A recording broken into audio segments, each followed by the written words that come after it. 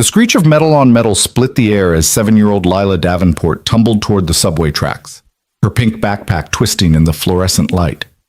In that frozen moment, 100 people stood watching, phones out, mouths open, feet planted. Only one man moved. Ethan Cole, a broke single father with calloused hands and nothing left to lose, didn't think. He just jumped. What happened in the next 8 seconds would change everything and nearly destroy him for it. Stay until the end and comment your city so I can see how far this story travels. The rain hadn't stopped for 3 days. It hammered against the cracked window of Ethan Cole's studio apartment like it had a personal vendetta, each drop a reminder that the roof over his head, however leaky, however temporary, was about to disappear. Again.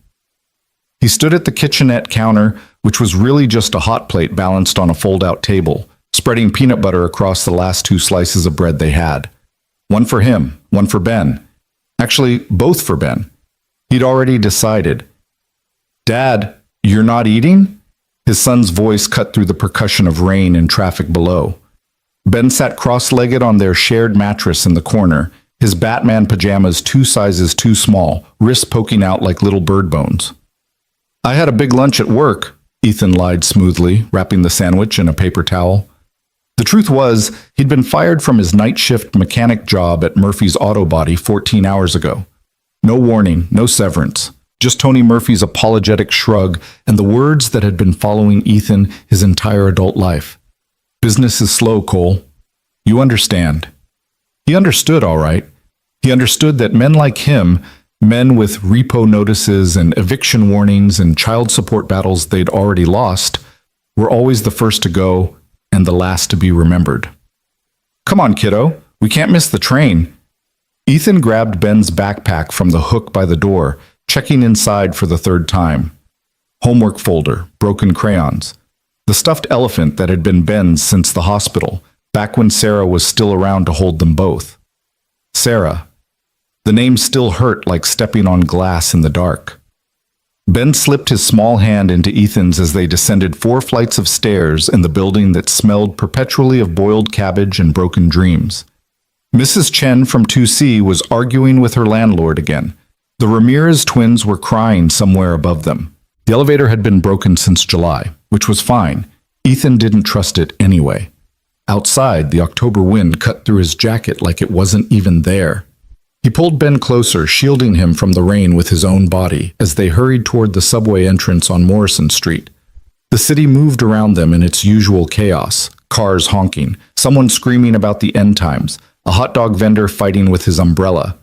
New York didn't stop for anyone's problems. It especially didn't stop for Ethan Cole's. The subway platform was packed with the evening rush. Ethan kept a firm grip on Ben's hand as they navigated through the crowd. Businessmen in expensive suits checking their phones, tourists consulting crumpled maps, a woman with grocery bags that kept bumping into people. The fluorescent lights flickered overhead, casting everyone in a sickly yellow-green that made them all look half dead. "When's the train coming?" Ben asked, trying to see over the edge of the platform. "Back up, buddy, not too close." Ethan pulled him away from the yellow warning line. He'd heard too many stories, seen too many near misses. The subway was a hungry thing, and it didn't discriminate. "I'm hungry," Ben said quietly, looking up at him with Sarah's eyes, that particular shade of brown that could break your heart from 20 paces. "I know. We'll eat when we get home." Another lie. The sandwich would have to stretch until tomorrow. He'd hit up the food bank on Amsterdam if they still had his paperwork. If not, he'd figure something else out. He always did. A train thundered past on the opposite platform, heading uptown. The wind from its passage whipped trash and newspapers into small tornadoes. Ben pressed against Ethan's leg, and Ethan rested his hand on his son's shoulder, grounding them both. This was his life now.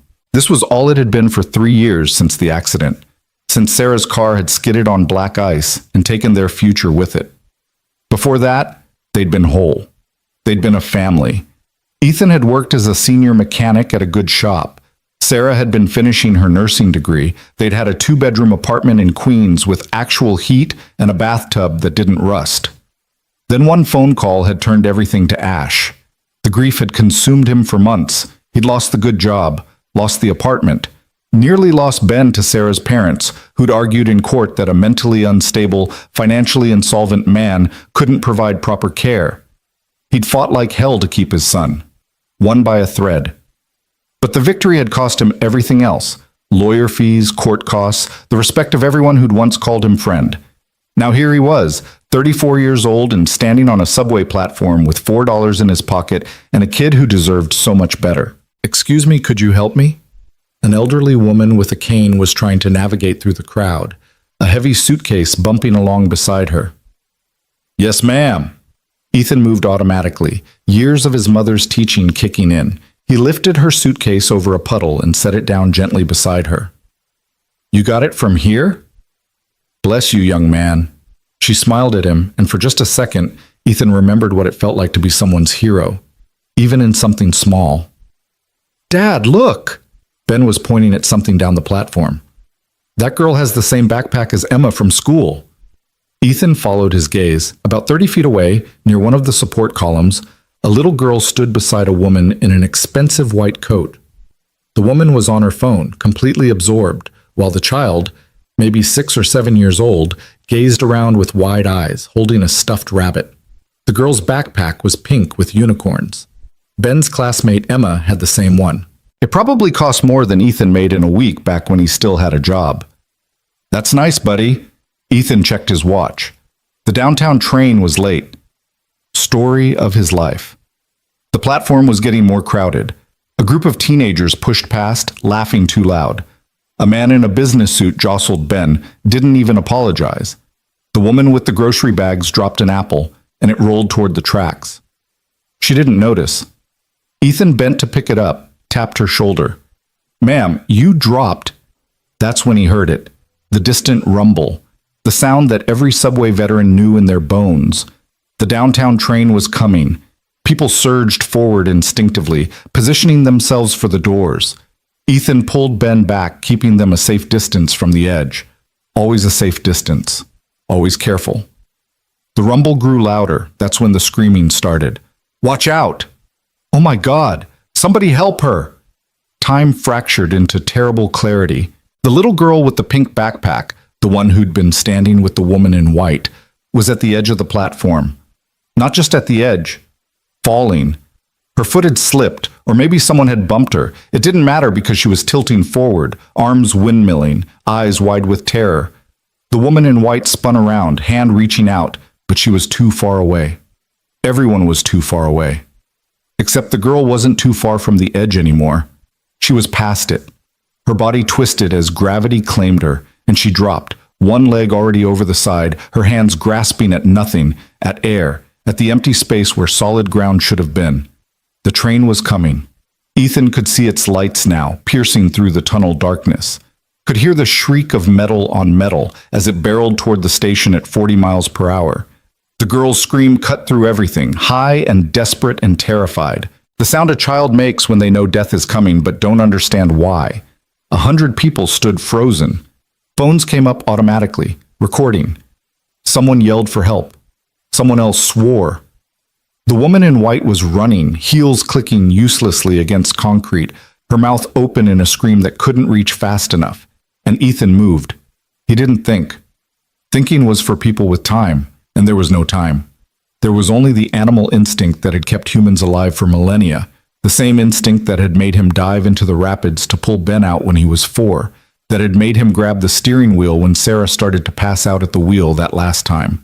The instinct that said, "Someone's child is dying. Move." He dropped Ben's hand, heard his son shout, "Dad!" But the sound was already far away, already lost in the roar of the approaching train. Ethan's boots hit the platform in a dead sprint. 3 steps, 5, 7. The girl was screaming, dangling now, one hand clutching the platform edge, her legs kicking above the tracks. The rabbit fell from her grip, tumbling down into the darkness below. The train rounded the bend. Its horn blasted, a long, desperate wail. The conductor had seen her, was trying to brake, but physics didn't care. 70,000 pounds of steel didn't stop on a dime. Ethan didn't slow down. At the platform's edge, he dropped to his knees, momentum carrying him forward in a controlled slide. His left hand shot out, fingers closing around the back of the girl's coat. She was heavier than he expected, or maybe adrenaline was lying to him about everything. Didn't matter, he pulled, but she was slipping. The coat was waterproof nylon, smooth under his grip. She was sliding through his fingers like water, like sand, like everything good in his life had always slid away. "I've got you," he shouted, but he wasn't sure if he did. The train was so close now he could feel the vibration in his teeth, could smell the ozone and brake dust, could see the conductor's horrified face through the windshield. Ethan made a choice. He went over. Not all the way. He wasn't suicidal, wasn't trying to be a martyr. But he swung his legs over the edge, braced his boots against the concrete lip of the platform, and twisted his body out into the space above the tracks. His right hand grabbed the girl's wrist. His left arm hooked around her entire torso, pulling her against his chest. She was crying, shaking so hard her teeth chattered, but she was solid, real, alive. The train's brakes screamed like damned souls. Sparks flew from the wheels in great cascading showers.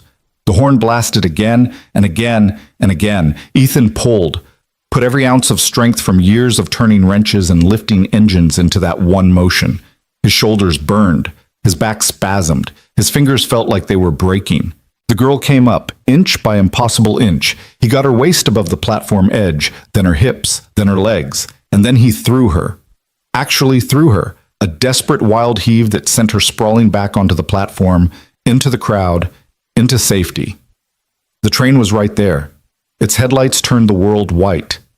Ethan tried to pull himself up. His boots scrabbled against concrete. His hands reached for purchase. Someone was screaming his name. Ben, oh God. Ben, but his fingers couldn't find anything to grip. And the train was so close, and the wind was already tearing at him like invisible hands. Something grabbed his collar, then his shoulder, then his entire arm. Hands, multiple hands. The crowd that had been frozen was suddenly moving, pulling, hauling him up with desperate strength. A man in a security uniform, a woman with grocery bags, a teenager in a Yankees cap, all of them pulling together. Ethan's chest hit the platform edge, his hips, his legs.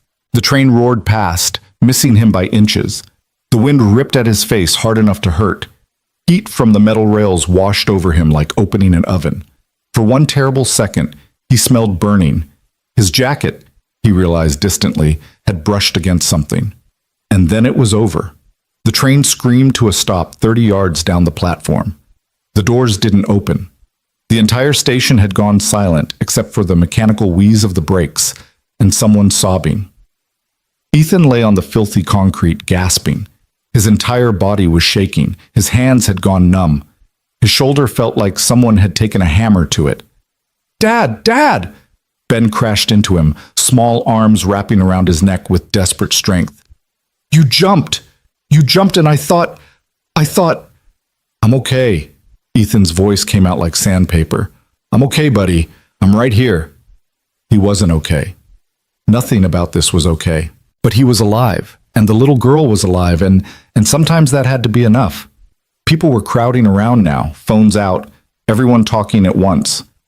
"Did you see that? He jumped right in. Holy shit, that was insane. Someone call 911. Is he crazy?" Ethan tried to sit up. His vision swam. Strong hands helped him, the security guard, name tag reading Marcus. "Easy, man, easy. Paramedics are coming." Marcus looked shaken, his dark skin ashen under the fluorescent lights. That was, Jesus Christ, that was the craziest thing I've ever seen. The girl. Ethan's mouth was dry. "Where's the girl?" "Right here." It was a woman's voice, sharp with shock.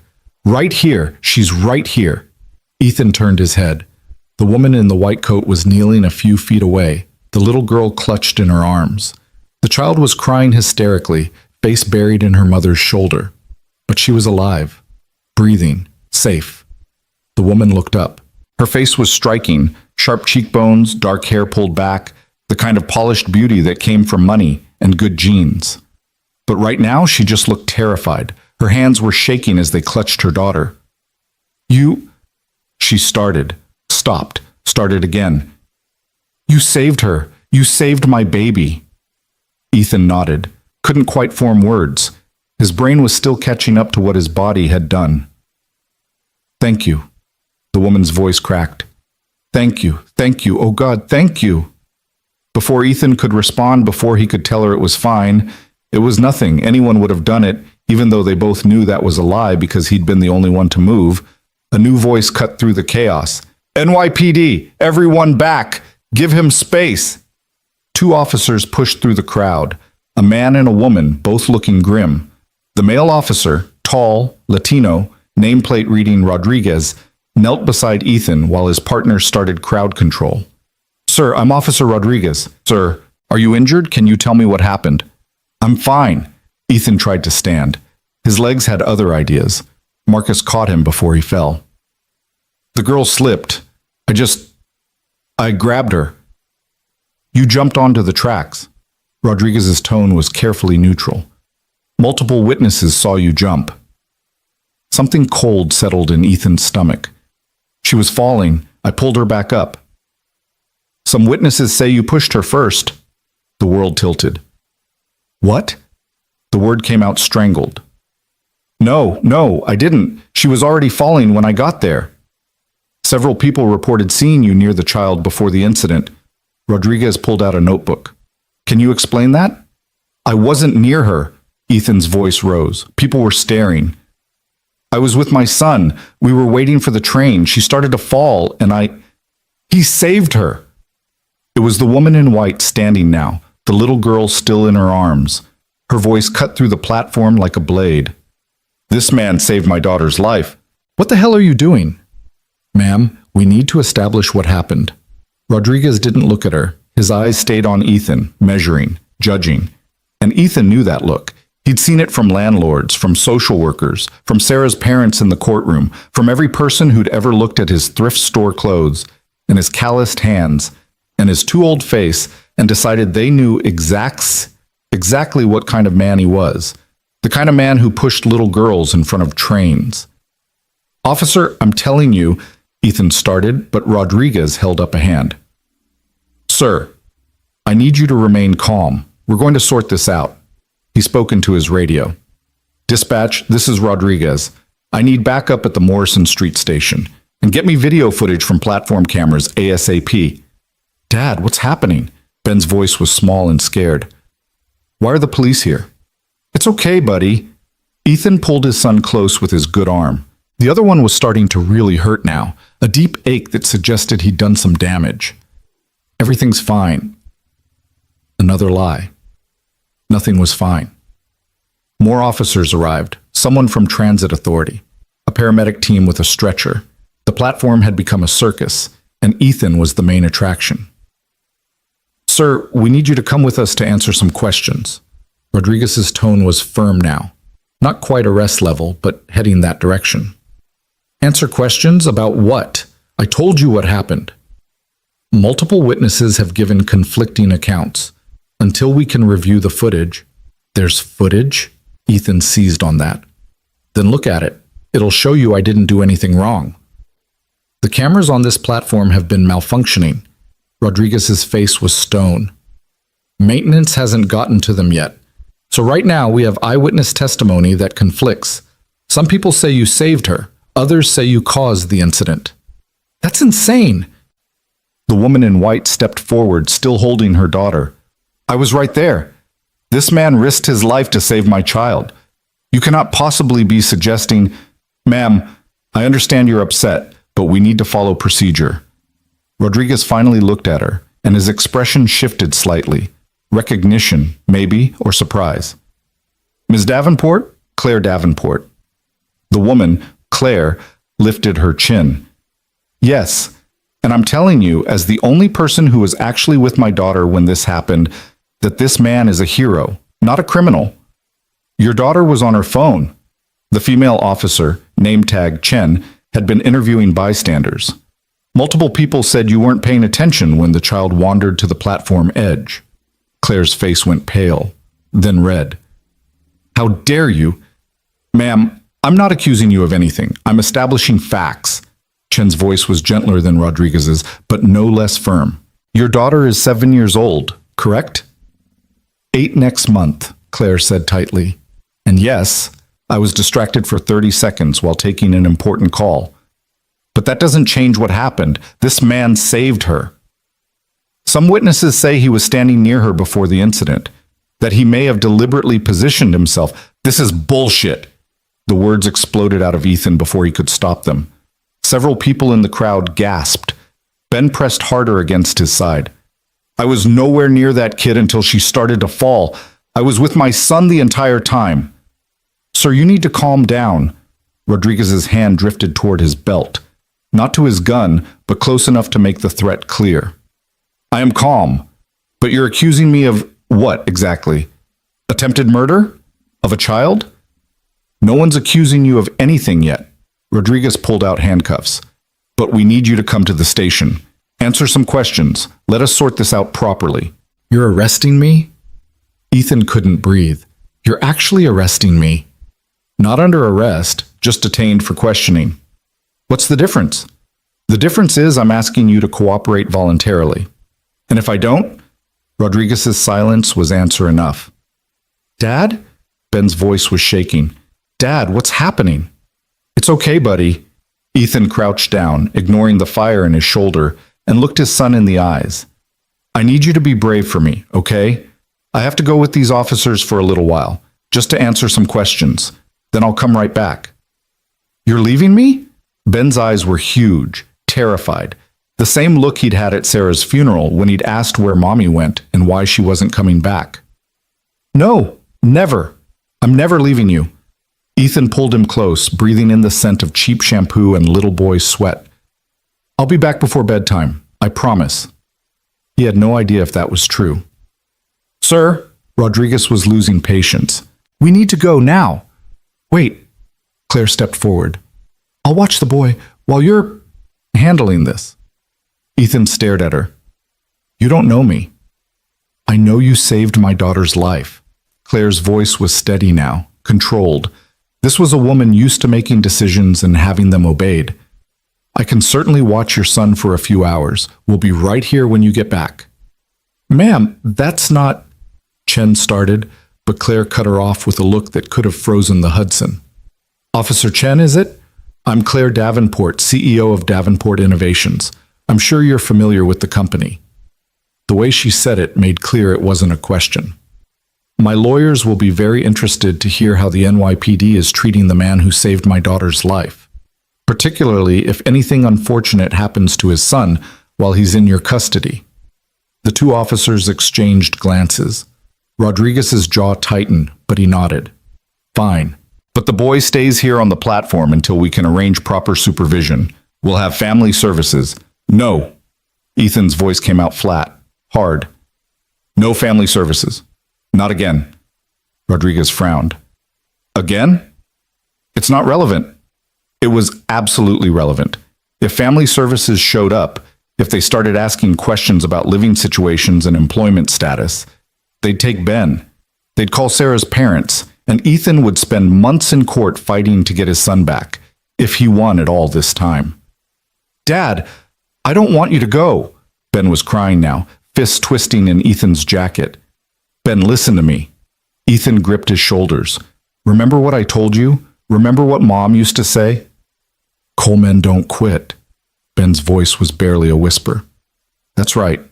We don't quit. And we don't lie. So I'm telling you the truth right now. I'm going to answer these officers' questions.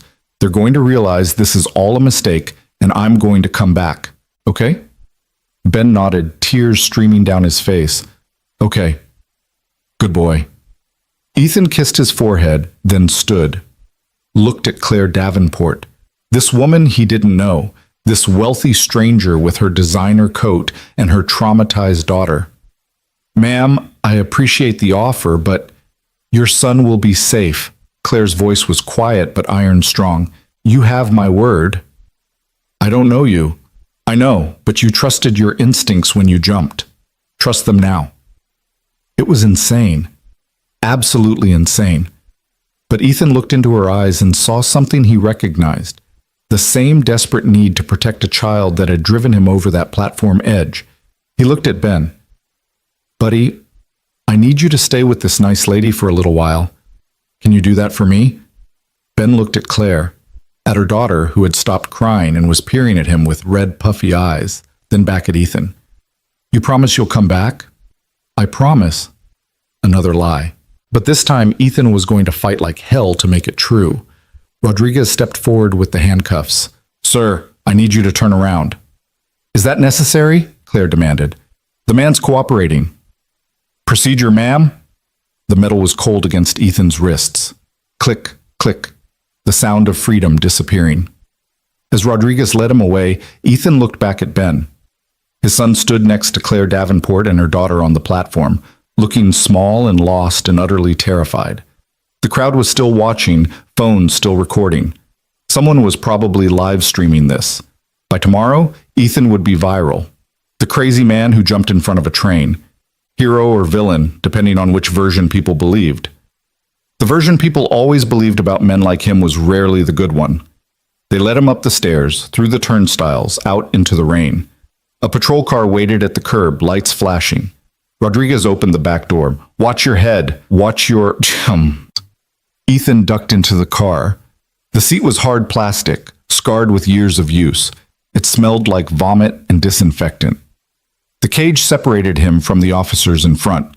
As the car pulled away from the curb, Ethan watched the subway entrance recede through the rain-streaked window. Somewhere down there, Ben was waiting, trusting that his father would come back. Ethan closed his eyes and prayed to a God he'd stopped believing in 3 years ago that he'd be able to keep that promise. The precinct was exactly what Ethan expected, fluorescent lights that were somehow too bright and too dim at the same time, linoleum floors that had been mopped 1,000 times but never actually got clean, and the pervasive smell of burnt coffee and human desperation. Rodriguez and Chen led him through a maze of desks where other officers barely looked up from their paperwork.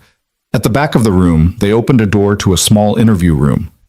Gray walls, metal table bolted to the floor. 2 chairs on one side, one on the other, a camera in the corner with a blinking red light. "Have a seat." Rodriguez pointed to the single chair. Ethan sat. His shoulder was really hurting now, a deep throb that suggested torn muscle at minimum. His shirt was still damp from the rain, or maybe from sweat. He couldn't tell anymore. "Can I at least call someone?" Ethan asked. "Let them know where I am?" "Who would you call?" Chen pulled out a notepad. The question hit harder than it should have. "My son's social worker. Let her know Ben's being looked after." "You have a social worker?" Rodriguez's eyebrows rose. "Why?" "None of your business." "Sir, if you're involved with family services, that's relevant to what? Whether I push little girls in front of trains? Jesus Christ." Ethan's laugh was bitter. "My wife died 3 years ago. Her parents tried to take custody of Ben. I won, but the court mandated regular check-ins with a social worker for the first year. We haven't needed her in months, but I figured someone should know Ben's not with me." Chen made notes. Rodriguez crossed his arms, leaning against the wall. "Tell us what happened. From the beginning." So Ethan did. He explained the rain, the crowded platform, waiting for the train with Ben, seeing the little girl near the edge, the moment she started to fall, his decision to jump. He left nothing out. Told the truth completely, because the truth was all he had. When he finished, Rodriguez and Chen exchanged glances. "That's it?" Rodriguez asked. "You just jumped?" "What else would I do?" Most people would freeze or call for help. They wouldn't throw themselves in front of a moving train. Most people weren't standing close enough. Ethan's hands were shaking now that the adrenaline was wearing off. "Look, I don't know what people are saying they saw, but I'm telling you what actually happened. The kid slipped. I grabbed her. End of story." Multiple witnesses place you near the child before the incident. Chen consulted her notes. A woman named Patricia Hendricks says she saw you standing directly behind the girl for several minutes before she fell. "That's not true. I was nowhere near her." A Mr. David Yates corroborates Hendricks's statement, says you were lurking near the child. "Lurking? I wasn't..." Ethan forced himself to breathe. Getting angry wouldn't help. "I was with my son the entire time. We were at least 20 feet away from that girl." "Can anyone confirm that?" "Ben can." Your 7-year-old son. Rodriguez's skepticism was clear. Any other witnesses who might be less biased? Ethan thought frantically. The elderly woman with the suitcase, the man in the business suit who'd bumped Ben, the woman with the grocery bags. There were people around us. I helped an old lady with her luggage. Someone bumped into Ben. I gave a lady her dropped apple. Can you identify any of these people? No, I don't know their names. Convenient. It's not convenient, it's just what happened. People don't introduce themselves on subway platforms. Mr. Cole, I'm going to be straight with you. Rodriguez leaned forward. Right now, this doesn't look good. You're unemployed, correct? How did you your wallet? Rodriguez held up Ethan's worn leather billfold. They must have taken it while he was in the car. No credit cards, $4 cash, an EBT card, no employment ID. Your address is listed as... He trailed off, checking a piece of paper. Currently homeless? Chen finished. The landlord at your listed address says you were evicted 2 months ago for non-payment. Ethan's face burned. I'm between places. But that has nothing to do with... It has everything to do with it. Rodriguez's voice was hard now. You're broke. Desperate. Maybe you saw a well-dressed woman and her daughter, thought you could stage a rescue, play the hero, get some reward money. Maybe it went wrong. Maybe you pushed too hard and the kid actually fell. That's insane. Is it? You have a history of financial problems, multiple evictions. Your wife's parents filed for emergency custody, citing your inability to provide a stable home environment. They lost that case, but they filed it, which means there were concerns about your fitness as a parent. Ethan wanted to scream, wanted to flip the table, wanted to do anything except sit there and take this character assassination like he'd taken every other humiliation in his life. Instead, he took a breath and said, Am I under arrest? Not yet. Then I want to leave. You're free to go any time. Rodriguez smiled without humor. But if you walk out now before we finish our investigation, that's going to look suspicious. Might make us think you have something to hide. I don't have anything to hide. I told you what happened. Then sit here and wait while we review the evidence. Shouldn't take more than a few hours. A few hours. Ben was waiting. Claire Davenport, a woman he'd met 10 minutes ago, was the only thing standing between his son and the foster care system. Fine. Ethan slumped in the chair. I'll wait. Smart choice. Rodriguez moved toward the door. Someone will bring you water. Don't touch anything. They left him alone in the room. Ethan stared at the camera in the corner, its red light blinking like a malevolent eye. Somewhere in this building, someone was probably watching him right now, analyzing his body language, looking for tells, deciding whether he was a hero or a monster. His shoulder throbbed in time with his heartbeat. He needed medical attention. There was probably ligament damage, maybe worse, but he didn't ask. Showing weakness in a place like this was a mistake. Time moved like molasses. The clock on the wall ticked with agonizing slowness. 5 minutes. 10. 30. His mind wouldn't stop spinning. What was Ben doing right now? Was he scared? Claire Davenport had seemed sincere, but Ethan didn't know her. Didn't know if she'd keep Ben safe or if she'd already called family services herself. Rich people love to call authorities on poor people. Made them feel virtuous. An hour passed. Ethan's stomach growled. He'd given Ben the last of their food. There was nothing at home, no home to go back to anyway, really, just a room with a broken lock and a mattress on the floor. How had his life become this? He'd been a good student, not great, but decent. Had gotten into a trade school program, learned mechanics because he was good with his hands and liked solving problems. Had met Sarah at a friend's barbecue and fallen in love with her laugh, with the way she saw good in everyone. They'd been happy. For a while, they'd been so damn happy. Then the ice, the car, the phone call that split his life into before and after. The grief had been bad enough, but the aftermath had been worse. Sarah's parents had blamed him. Why weren't you driving? Why didn't you stop her? As if he could have known.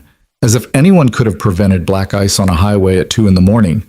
They'd tried to take Ben, hired expensive lawyers, dragged every mistake Ethan had ever made into court. The month he'd been late on rent because Ben had needed emergency dental work. The time he'd been fired for getting into an argument with a customer who'd used a racial slur. The depression that had required medication he couldn't afford. They'd painted him as unstable, unfit, a danger to his own son. The judge had disagreed, thank God, had seen through their classist bullshit and recognized a father fighting for his child.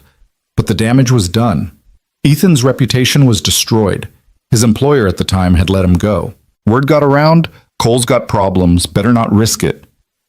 He'd been digging out of that hole ever since, taking any job that would have him, sleeping in his car when necessary, making sure Ben always had food, even if Ethan didn't, staying strong because someone had to. And now this. Now he'd done the right thing, had literally risked his life to save a child, and was being treated like a criminal because he had the wrong kind of face, the wrong kind of address, the wrong kind of life. The door opened. Rodriguez came back in, followed by Chen and a third person, a man in an expensive suit with gray at his temples and the air of someone used to being obeyed. "Mr. Cole," the man said, sitting across from him. "I'm Detective Morrison. I've been reviewing your case." "It's not a case," Ethan said tiredly. "It's a misunderstanding." "Perhaps." Morrison opened a folder. "We've been trying to access the platform camera footage. Unfortunately, the system has been down for maintenance for the past week." Ethan's heart sank. "So there's no video?" "Oh, there's video, just not from the platform cameras." Morrison turned a laptop around so Ethan could see the screen. "Turns out about 15 people in that station were recording with their phones. We've collected several videos. Would you like to see what they show?" Hope sparked in Ethan's chest. "Yes. God, yes. Play it." Morrison hit play. The video was shaky, someone filming from about 20 feet away. But it showed the platform, showed the crowd, showed the little girl at the edge, showed Ethan running, showed him dropping to the platform, showed his desperate grab, the train approaching, the moment he went over the edge, showed him being pulled back up. The video ended. "That," Ethan's voice cracked, "that shows exactly what I said. I saved her. I didn't push her." "That video shows you pulling her up, yes." Morrison closed the laptop. "Unfortunately, it doesn't show the moments before, doesn't show what made her fall in the first place." "She slipped. Her foot." "Mr. Cole, here's my problem." Morrison leaned back in his chair. "I have you on camera pulling that girl to safety. I also have 2 witnesses who swear they saw you near the child before the incident. And I have a man with no job, no home, and a history of financial desperation performing a very public rescue of a wealthy woman's daughter. You think I staged this?" Ethan couldn't believe what he was hearing. "You think I pushed a kid in front of a train so I could save her and get a reward?" "I think it's a possibility we have to consider." "That's insane." "Is it? We see scams like this all the time. Someone creates a dangerous situation, then solves it. Looks like a hero, gets a reward, maybe a job, definitely some good press. Usually it's smaller scale, finding a lost wallet, preventing a theft that was never going to happen. But occasionally people get ambitious." "I'm not ambitious, I'm broke. There's a difference." Ethan was on his feet now, hands slamming on the table. "That kid was dying. I didn't think about rewards or press or anything except saving her life. Sit down, Mr. Cole. No, you're accusing me of attempted murder, of putting a child in danger for money. How do you expect me to sit down?" "Mr. Cole, sit down, or I will arrest you for interfering with an investigation." Ethan sat. His hands were shaking so hard he had to clench them into fists. "I didn't do anything wrong," he said quietly. "I saved a little girl's life, that's all. That's the only thing that happened." Morrison studied him for a long moment. Then he stood. "We're going to hold you for a few more hours while we continue gathering evidence. If your story checks out, you'll be free to go. And if it doesn't, then we'll be having a very different conversation." They left him alone again. Ethan put his head in his hands. His shoulder was screaming now, the pain radiating down his arm. His shirt was stuck to his back with sweat. His throat was dry. And somewhere out there, Ben was waiting for a father who might not come back. 2 more hours crawled by. Finally, the door opened again. Rodriguez stood there. His expression was unreadable. "You're free to go." Ethan blinked. "What?" We found additional footage. Shows the girl's mother distracted on her phone. Shows the girl wandering toward the edge on her own. Shows you approximately 20 feet away with your son when she started to fall. Rodriguez's jaw was tight. Shows everything exactly as you said. Relief hit Ethan like a physical force. He sagged in the chair, suddenly boneless. The witnesses who claimed you were near the girl were mistaken, Rodriguez continued. They were looking at someone else, or they just wanted to be part of the story. Either way, their statements don't hold up against video evidence. So I can leave? Right now? Right now. Rodriguez pulled out a plastic bag with Ethan's belongings, wallet, keys, phone. But before you go, I need to say something. Here it comes, Ethan thought. The speech about how he should have called for help instead, how he put himself in danger unnecessarily, how he's lucky the train didn't kill him. That was the bravest thing I've ever seen, Rodriguez said quietly. Stupidest, too. But brave. You saved that kid's life. Ethan didn't know what to say. I'm sorry we had to put you through this. Rodriguez met his eyes. But given the initial reports, we had to investigate. You understand? No. Ethan's voice was flat. I don't understand. I understand that you saw a poor man and immediately assumed the worst. I understand that if I'd been wearing a suit instead of a thrift store jacket, none of this would have happened. But fine. Whatever. I'm free to go, so I'm going. He pushed past Rodriguez out of the interview room through the maze of desks. An officer called after him. Sir, you need to sign. Mail it to me, Ethan called back without stopping. Outside, the rain had finally stopped. The city sparkled with reflected lights, puddles turning the streets into mirrors. Ethan stood on the precinct steps, breathing in air that didn't smell like fear and institutions. His phone buzzed. 7 missed calls from a number he didn't recognize. Probably Claire Davenport. He called it back. She answered on the first ring. Mr. Cole? Where's my son? Safe. We're at a cafe near the station. He's eating pizza and teaching Lila about Batman. When can you come get him? Now, I'm on my way. Mr. Cole? Ethan, I am so deeply sorry for everything. What happened to you is unconscionable. Is Ben okay? He's fine. Worried about you, but fine. Then that's all that matters. He hung up and started walking. 30 blocks to Morrison Street. Would take an hour on foot, but he didn't have money for a cab, and the thought of going back underground made his skin crawl. So he walked, through streets that smelled like garbage and expensive perfume, past restaurants where people ate meals that cost more than Ethan made in a day, past homeless people in doorways who nodded at him in solidarity. They recognized their own. His shoulder hurt, his feet hurt. Everything hurt, but Ben was safe. That was all that mattered. When Ethan finally reached the cafe, a bright, cheerful place called Sweet Bean, he spotted them immediately through the window. Ben and Lila sat at a corner table, drawing on napkins. Claire Davenport sat across from them, phone in hand, but her attention was on the children. Ethan pushed through the door. A bell chimed. Ben looked up. Their eyes met. Dad! Ben launched himself across the cafe, crashing into Ethan hard enough to hurt. You came back! You came back! Of course I came back. Ethan dropped to his knees, ignoring the pain, and held his son tight. I promised, didn't I? Cole men don't break promises. You were gone so long, I was scared. I know, buddy. I'm sorry. I'm so sorry. Claire approached slowly, giving them space. Mr. Cole, I'm glad you're all right.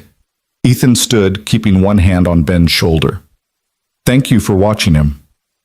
It was the least I could do. Claire's expression was serious. I spoke with my lawyers while you were detained. What the police did to you was completely inappropriate.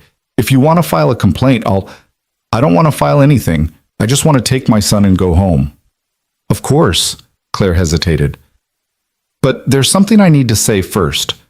What you did, saving Lila. I can never repay that, but I'd like to try. You don't owe me anything. I owe you everything. My daughter is alive because of you. Lila had come over, holding her mother's hand. She looked up at Ethan with huge eyes.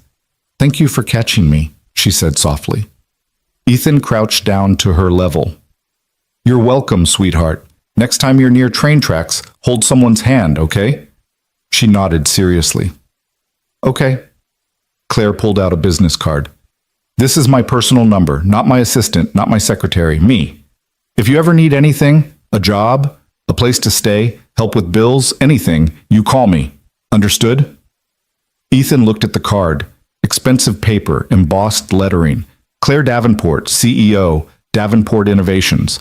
A midtown address that probably cost more per month than Ethan had made in his entire life. He almost didn't take it. Pride was about all he had left. But then he thought of Ben, of the eviction notice, of the empty pantry, of all the times he'd let pride keep him from accepting help he desperately needed. He took the card. Thank you, he said. Truly. Thank you, Ethan. You're a good man. As they left the cafe, Ben chattered about the pizza and Lila and how he'd taught her the difference between Batman and Superman. Ethan listened with half his attention, the other half on the business card in his pocket. Claire Davenport, CEO, a woman with the kind of power that could change lives. His life. Maybe. They walked home through streets that had started to gleam with possibility. For the first time in 3 years, Ethan let himself hope that tomorrow might be different, that tomorrow might be better. Because today, he'd been a hero. And maybe, just maybe, that counted for something after all. The apartment looked worse in daylight than it had in the dark. Water stains mapped the ceiling like continents on a dying world.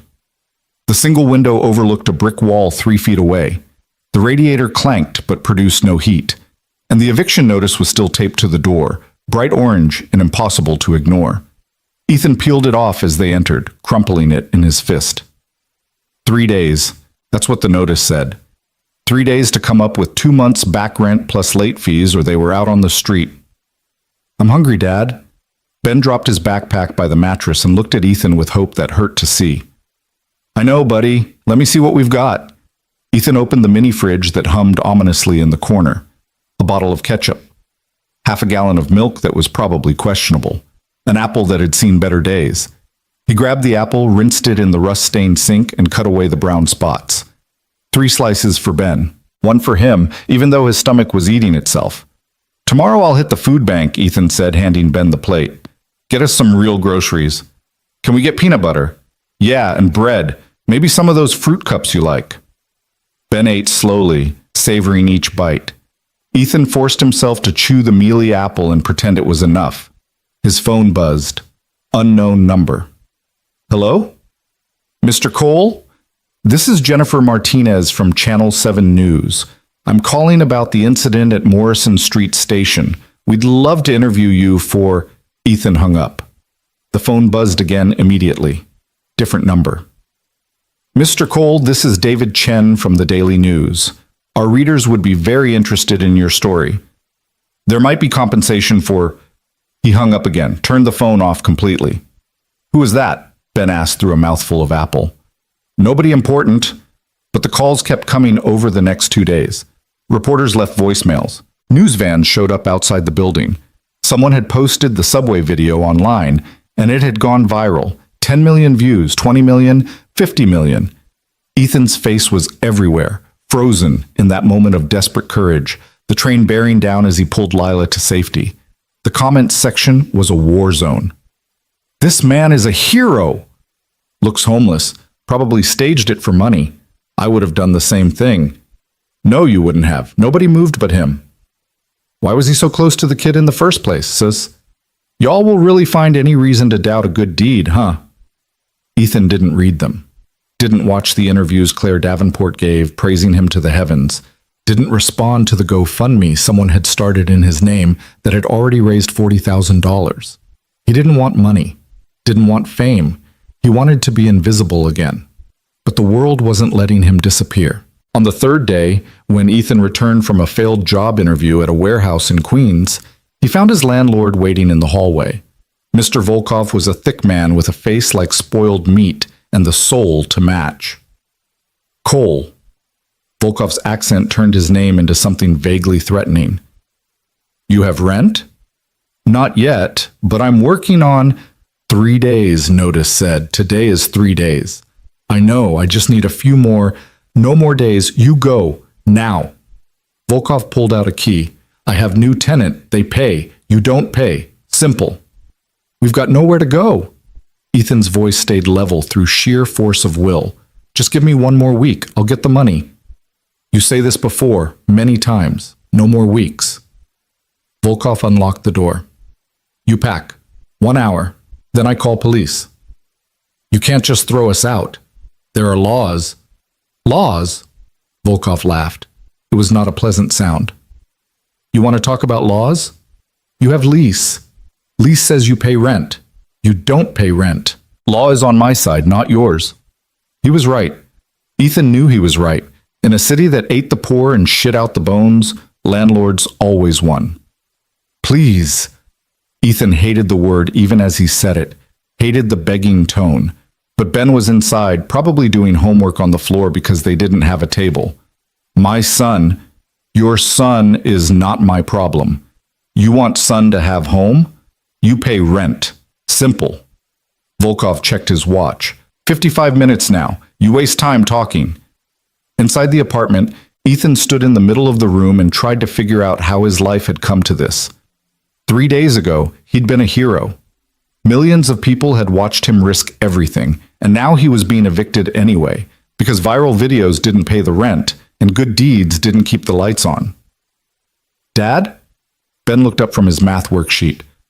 Why is Mr. Volkov here? We need to pack, buddy. Pack? Why? We're going on an adventure. Ethan forced brightness into his voice, made it sound fun, not devastating. Gonna stay somewhere new for a while. Where?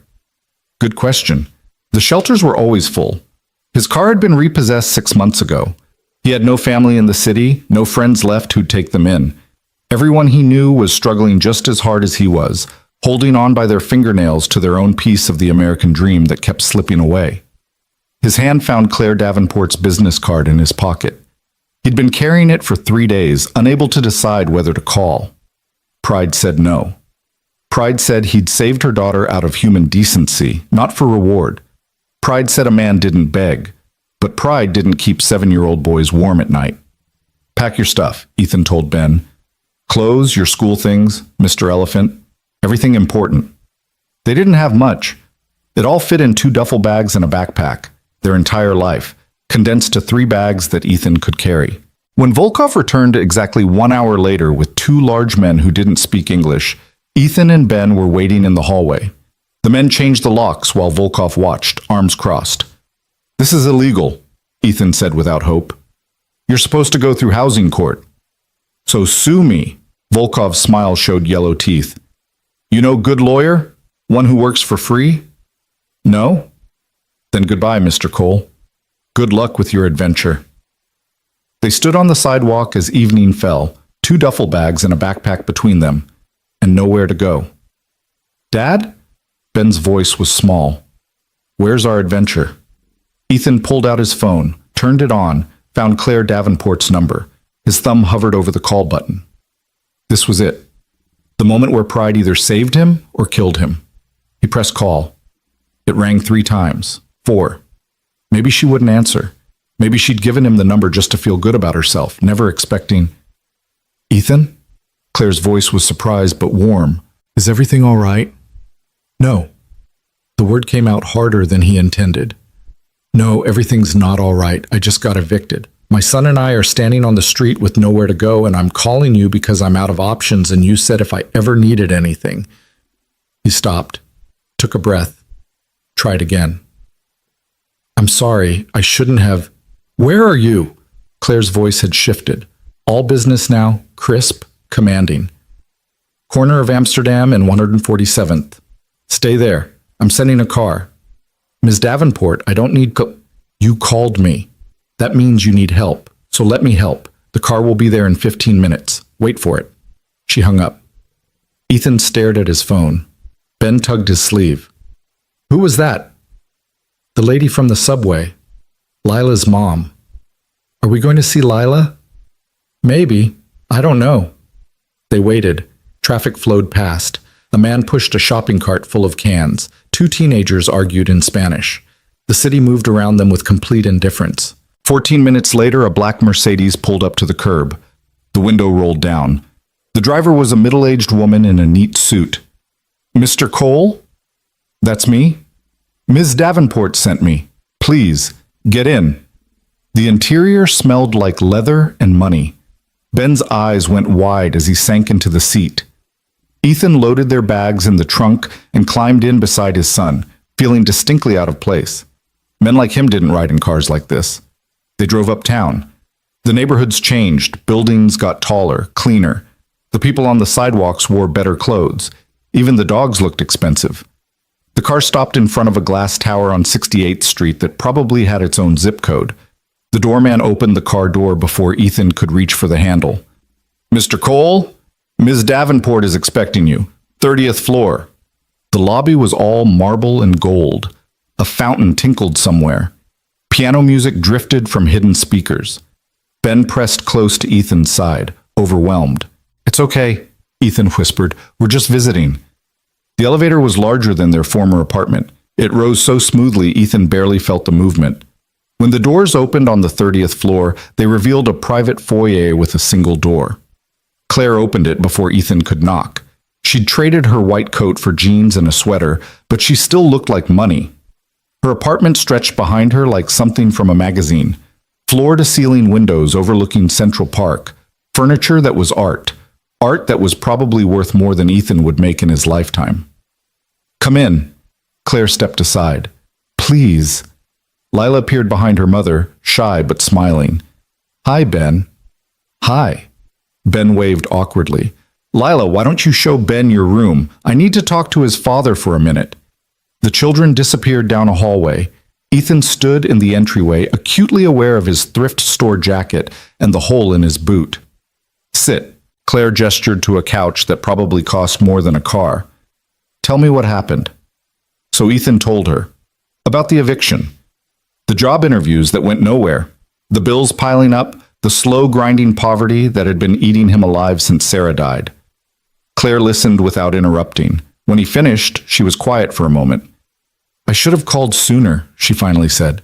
Should have checked on you. I assumed that viral videos pay the rent? Ethan couldn't quite keep the bitterness out. Yeah, turns out they don't. The GoFundMe. I'm not taking that money. People donated because they saw a video. They don't know me, don't owe me anything. They donated because you risked your life for a stranger's child. That's worth something, Ethan. Maybe. He stood. Look, I appreciate you sending the car, but I can't stay here. I don't even know what I needed. A moment to think, maybe. You need a place to stay. We'll figure something out. Where? A shelter? Do you know what shelters are like in this city? Better than most people. Ethan had spent 3 nights in one after Sarah died, when the grief had been so bad he couldn't function. It had been hell. He wouldn't put Ben through that.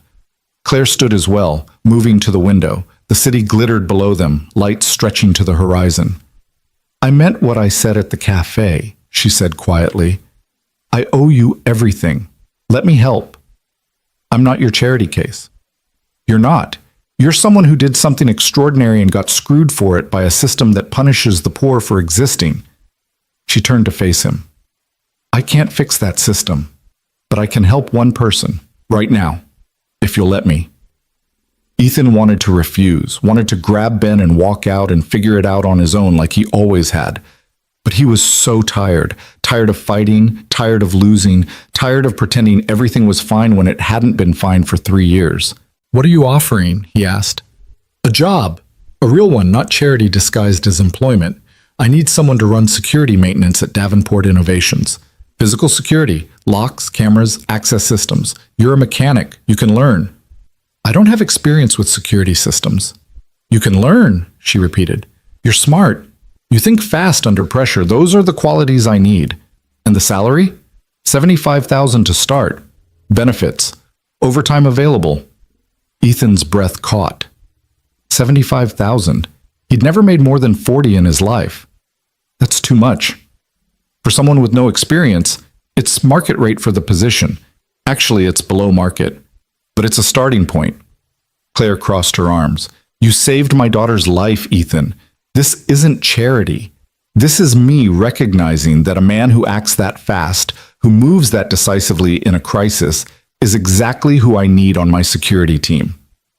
And if I say no, then you say no.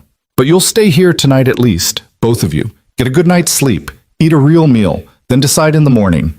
Laughter echoed from down the hall, Ben and Lila's voices playing some game. Ben sounded happy, actually happy, not just pretending for Ethan's sake. One night, Ethan said, "Then we'll talk in the morning." Claire smiled. "Good. I'll have Maria set up the guest room. You're probably hungry. Let me order dinner. What is Ben like?" "Anything. He's not picky." "What do you like?" The question caught him off guard. When was the last time anyone had asked what he wanted? "I'm not picky either," he said. They ate Thai food at a table that sat 12, even though there were only 4 of them. Ben and Lila chattered about cartoons and school. Claire asked Ethan questions about his background, his skills, what he was good at. Not an interview exactly, more like a conversation between equals. Ethan found himself relaxing despite his best efforts. The food was good. The apartment was warm. For one night, he didn't have to worry about where they'd sleep or what they'd eat tomorrow. After dinner, Claire showed them to the guest room. It had a queen bed with actual sheets that matched, a private bathroom with hot water that didn't sputter, a TV, a window that overlooked the park. "There are clothes in the closet," Claire said. "Probably not your size, but clean, towels in the bathroom. If you need anything, I'm just down the hall." "Thank you." Ethan's throat was tight. "Really, thank you. Thank me by staying, by taking the job, by letting me do this one thing." She paused in the doorway. "You gave me back my daughter. That's not a debt I can ever repay. But I'd like to try." After she left, Ethan sat on the edge of the bed, an actual bed with a mattress that didn't have springs poking through, and watched Ben explore the room with wonder. His son found the remote, turned on the TV, channel surfed until he found cartoons. "Dad, can we stay here?" "Just for tonight, buddy." "But I like it here. Lila's nice, and this bed is so soft." "I know, but this isn't our home. We don't have a home." The words hit like a punch, because Ben was right. They didn't have a home. They had addresses they were evicted from, rooms they couldn't afford, temporary spaces they occupied until someone with more money wanted them. That night, Ethan lay awake long after Ben fell asleep beside him. Through the window, he could see Central Park stretching dark and vast. Somewhere down there, people were sleeping on benches, in subway stations, in cardboard boxes under bridges. He'd almost been one of them. Might still be, if he was stupid enough to refuse Claire's offer. But taking it meant admitting he couldn't do it alone, meant accepting help from someone he barely knew, meant walking into a world of money and power where men like him didn't belong. He thought about Sarah, about what she would say. She'd always been the practical one, the one who saw reality clearly while Ethan charged ahead on stubborn pride. "Take the job, you idiot," he could almost hear her say. "Take care of our son." In the morning, Ethan found Claire in the kitchen, drinking coffee and reading something on her tablet. She looked up when he entered. "Sleep well?" "Better than I have in months." She poured him a cup of coffee. "So, have you thought about my offer?" Ethan wrapped his hands around the warm mug. "I need to know something first. Why me? You could hire a dozen qualified people for that position. Why give it to someone with no experience?" Claire was quiet for a moment, choosing her words carefully. "Because I watched you jump," she finally said. "I watched you see a problem, a child falling towards certain death, and you didn't freeze, didn't hesitate, didn't wait for someone else to act. You assessed, decided, and moved. That's rare, Ethan. Most people in this world are frozen. They see problems and they wait. They hope someone else will fix it." She met his eyes. "My company is in a competitive field. I need people who don't freeze, who move when movement is needed." It was just instinct. Exactly. The right instinct. The instinct to act, to help, to risk yourself for others. That's not something I can teach. Either you have it or you don't. She set down her coffee. "You have it, so I'm offering you a chance to use it. Not on subway platforms. In a place where it'll actually pay your bills." Ethan thought about Ben, about eviction notices and empty refrigerators and 3 years of barely surviving, about pride versus practicality. about what Sarah would want. "Okay," he said. "I'll take the job." Claire smiled. "Good. You start Monday. I'll have HR draw up the paperwork. In the meantime, you need a place to stay. I own a building in Brooklyn. Nothing fancy, but safe and clean. One of the units is empty. It's yours if you want it." I can't afford first month free. After that, we'll deduct rent from your paycheck. 20% of salary. That's standard employee housing. 20% of 75,000. Ethan did the math. 15,000 a year for rent, 1250 a month, for a place in Brooklyn that was safe and clean. "That's more than fair," he said. "It's practical. I need you focused on work, not on where you'll sleep." Claire stood. "Come on, let's get breakfast. Then we'll go look at the apartment. If you hate it, we'll find something else." They didn't hate it. The building was in Park Slope, a neighborhood Ethan had only ever passed through on the subway. Tree-lined streets, brownstones, coffee shops with outdoor seating. The apartment was on the 3rd floor. 2 bedrooms, a living room that wasn't also a kitchen, actual heat that worked. It needed some cleaning and probably a coat of paint, but it was a palace compared to what they'd lost. "It's perfect," Ethan said, and meant it. Ben ran from room to room, claiming the smaller bedroom as his own, talking about where his bed would go and could they get a bookshelf and maybe a desk for homework. Claire's phone rang. She glanced at the screen, frowned. "I need to take this. It's work." She stepped into the hallway. Ethan could hear her voice, sharp and urgent, though he couldn't make out the words. When she came back in, her expression was troubled. "Everything okay?" he asked. "Just a complication at the office. Nothing you need to worry about." But her hands were tight on her phone. They signed papers that afternoon. Lease agreement, employment contract, tax forms.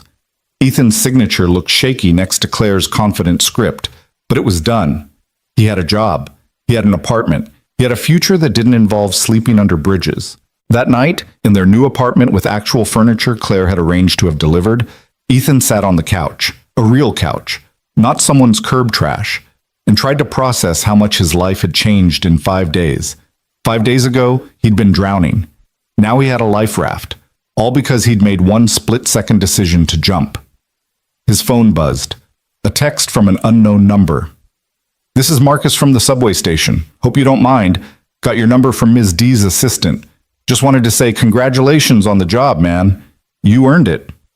Ethan smiled, typed back, "Thanks. Good to hear from you." Another text, this one from a number he did recognize, his former landlord. "I see you on news. Very impressive. Maybe we can work out deal on back rent?" Ethan deleted it without responding. Some bridges deserved to burn. Monday morning arrived with the inevitability of Judgment Day. Ethan stood in front of his new bathroom mirror, wearing clothes that actually fit, part of the work wardrobe Claire had insisted on buying, not charity, just practical because you can't show up to a corporate office in torn jeans, and tried to recognize himself. "You look fancy, Dad."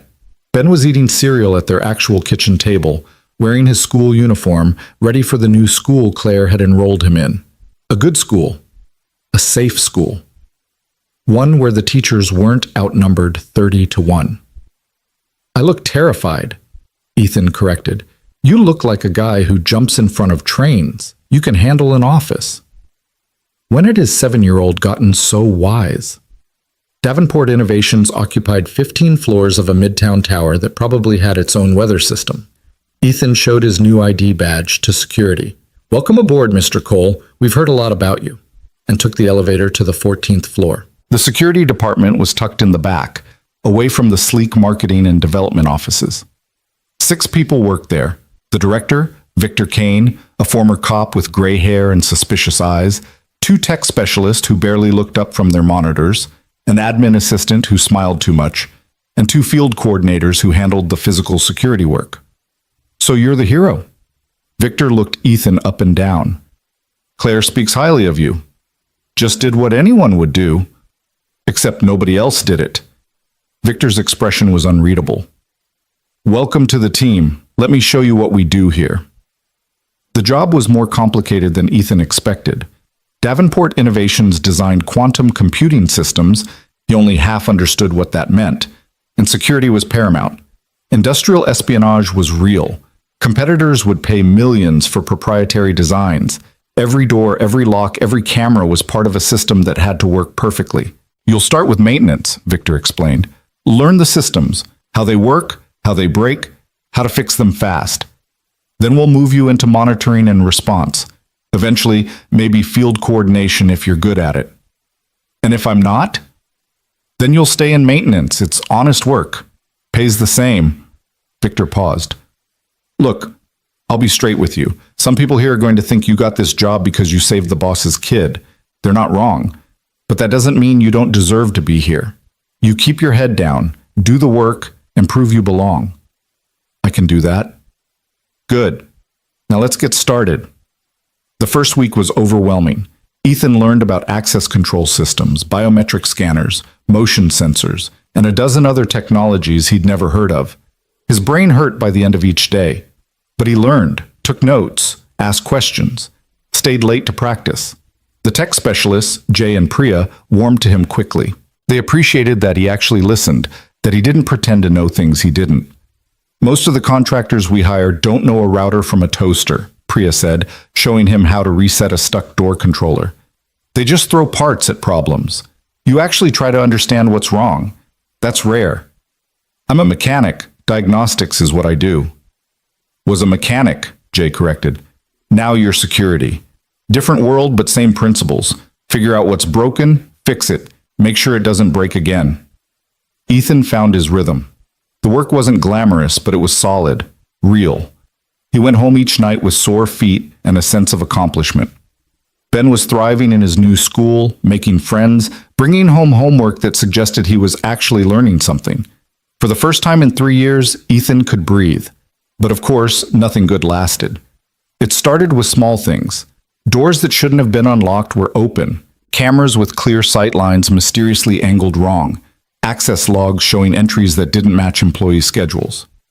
Probably just glitches, Victor said when Ethan brought it to his attention. These systems are complicated. Things happen. But Ethan's instincts, the same instincts that had made him jump on that platform, said something was wrong. He started keeping his own logs, noting discrepancies, following patterns, and the more he looked, the more he saw. Someone was deliberately compromising their security, someone inside the company. You're being paranoid, Jay said when Ethan mentioned it. Why would anyone sabotage their own security? To make it easier to steal, Ethan replied. You said it yourself, our competitors would pay millions for our designs. What if someone's selling access? That's a serious accusation. It's a serious problem. Ethan took his findings to Victor, laid out 3 weeks of documentation, unexplained door breaches, camera malfunctions during sensitive meetings, access badge clones that shouldn't exist. Victor studied the papers, his expression darkening. You're sure about this? I'm sure there's a pattern. Whether it's intentional or just negligence, I can't say. We'll need to investigate quietly. If there's really a leak, we don't want to spook them. Victor met Ethan's eyes. This stays between us for now, not even Jay and Priya. Understood? Understood. That night, Ethan stayed late. The office was quiet after 6, most employees gone home to families and lives that didn't involve hunting for traitors. He reviewed security footage, cross-referenced access logs, built a timeline of suspicious events. He was so focused, he didn't hear the door open behind him until a voice said, "Working late, Mr. Cole?" Ethan spun. Claire stood in the doorway, still in her business suit, looking exhausted. "Miss Davenport, I didn't hear you come in." "Most people don't hear me. One of my superpowers." She moved into the room. "What are you working on?" Ethan hesitated. Victor had said to keep it quiet, but this was her company. She had a right to know. "I think someone's sabotaging your security." Claire's expression didn't change. "Explain." So he did. Showed her the logs, the patterns, the timeline. When he finished, she was quiet for a long moment. "How certain are you?" 80%, maybe higher. "Who knows about this?" "Just Victor and me." "Keep it that way." Claire pulled out her phone. "I'm going to make some calls, bring in outside investigators. If you're right, and I suspect you are, this is bigger than just security." "How much bigger?" Claire looked at him, and for the first time since they'd met, he saw fear in her eyes. "We're 3 months from launching a new quantum processor. If the specs leak to our competitors, it could destroy us. We're talking billions in lost contracts, thousands of jobs. She took a breath. Including yours. The weight of that settled on Ethan's shoulders. He'd thought he was just fixing broken locks. Turns out he'd stumbled into corporate warfare. What do you need me to do? Keep watching, document everything. And Ethan? She met his eyes. Be careful. If there really is a leak and they realize you're onto them, you could be in danger. I've jumped in front of trains. I think I can handle corporate espionage. Claire smiled, but it didn't reach her eyes. I hope you're right. Over the next week, things escalated. A server room was accessed after hours by someone using a cloned badge. Prototype designs disappeared from a supposedly secure lab. And through it all, Ethan watched and documented and tried to find the pattern. He was reviewing footage from the executive floor when he saw it. A figure in a maintenance uniform, moving with purpose through restricted areas. The camera angle wasn't great, but Ethan recognized the walk. The build. It was Marcus, the security guard from the subway. The man who'd helped pull Ethan back from the tracks, who'd texted congratulations on the job, who'd worked at Davenport Innovations for 6 months before Ethan arrived.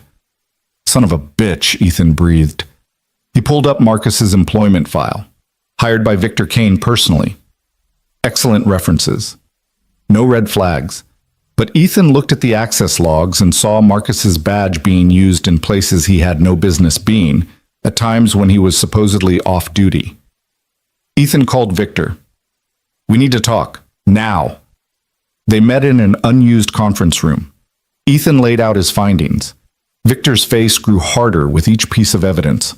Marcus. Victor said the name like a curse. God damn it, I vouched for him. Maybe he's got an explanation. Maybe. But I doubt it. Victor stood. We need to move carefully. If he knows we're on to him... The fire alarm split the air. Both men froze. Drill? Ethan asked. Not scheduled. Victor was already moving. Stay here. But Ethan didn't stay. He followed Victor into the hallway where employees were calmly evacuating toward the stairs. No smoke, no chaos, just a standard drill response. Except it wasn't a drill. The server room, Ethan said suddenly. He's using the evacuation as cover. Victor's eyes widened. Go, I'll handle the evacuation. Ethan ran, past confused employees, past the stairwell where everyone else was heading, against the flow of bodies toward the server room on the 12th floor. The door was propped open. Shouldn't have been. Fire protocols required all doors to close automatically during an alarm. Inside, Marcus was hunched over a terminal, a USB drive glowing in the port. He looked up as Ethan entered. For a moment, they just stared at each other. Ethan. Marcus's voice was calm, almost sad. You weren't supposed to be here. What are you doing? What does it look like, making a living? Marcus pulled the USB drive, pocketing it. Nothing personal, just business. You're stealing corporate secrets. I prefer redistributing information. Sounds nicer. Marcus moved toward the door. Let me pass, Ethan. You're a good guy. I don't want to hurt you. Can't do that. Ethan blocked the doorway. You really want to die for a corporation that'll replace you the second you're not useful? I want to keep my job, keep my son housed and fed. This company gave me that. So yeah, I'll die for it if I have to. Marcus sighed. Always the hero. That's going to get you killed. He moved fast, faster than Ethan expected from a man his size. A jab aimed at Ethan's throat meant to disable, maybe kill. But Ethan had grown up in neighborhoods where you learned to fight or you didn't survive. He slipped the punch, grabbed Marcus's arm, used his momentum to slam him against the wall. Marcus drove an elbow back, caught Ethan in the ribs. Pain exploded, but Ethan held on. They crashed into a server rack, equipment scattering. Security! Ethan shouted. Server room! Now! Marcus threw him off. Ethan hit the floor hard and his vision swam. Through the haze, he saw Marcus pull something from his belt. A gun. I really didn't want to do this, Marcus said. The shot was impossibly loud in the enclosed space, but the bullet didn't hit Ethan. It hit the doorframe because Claire Davenport had thrown herself into the room, slamming into Marcus from behind. They went down in a tangle. The gun skittered across the floor. Ethan lunged for it, got his hand around the grip just as Marcus threw Claire off and charged. "Stop!" Ethan aimed the gun with shaking hands. "Don't make me—" But Marcus wasn't stopping. Was running straight at him, and Ethan had maybe 2 seconds to decide if he was really willing to shoot someone, really willing to take a life over corporate data and a paycheck. He lowered the gun, stepped aside, let Marcus run past him, out the door, into the hallway where Victor and 3 security guards were waiting. They took him down hard. Professional, efficient, really willing to shoot someone, really willing to take a life over corporate data and a paycheck. He lowered the gun, stepped aside, let Marcus run past him, out the door, into the hallway where Victor and 3 security guards were waiting. They took him down hard. Professional, efficient. Marcus fought, but it was over in seconds. Ethan slumped against the wall, gun hanging loose in his hand. Claire sat up slowly, blood streaming from a cut on her forehead. "You okay?" Ethan asked. "Better than him." Claire nodded toward Marcus, who was being cuffed on the floor. "You?" "My ribs are going to hurt for a week, but yeah, I'm okay." Victor appeared in the doorway, saw the gun in Ethan's hand. "That's evidence. I'll need to take that." Ethan handed it over gratefully. His hands were shaking now that the adrenaline was fading. "How did you know?" Claire asked Ethan. "How did you figure out it was Marcus?" "I didn't. Not until tonight. Just had a feeling something was wrong." Ethan managed a weak smile. "Same feeling that made me jump on the subway platform. Guess my instincts are pretty good." "Your instincts just saved this company." Claire stood, touching the cut on her head gingerly. "Again." Later, after the police came and went, after Marcus was arrested and the server room secured, Ethan found himself back in his apartment with Ben, trying to explain why there were news vans outside their building. "You stopped a bad guy?" Ben's eyes were huge. "Sort of. Mostly I just noticed something was wrong and told people. That's what heroes do, though. They notice things and help fix them." Ethan pulled his son close. "I'm not a hero, buddy. Just a guy trying to do his job." But the next morning, when Claire called him into her office, she had a different perspective. "Effective immediately, you're being promoted to Director of Security. Victor's retiring, his choice, not mine. He feels responsible for hiring Marcus." Claire slid a contract across the desk.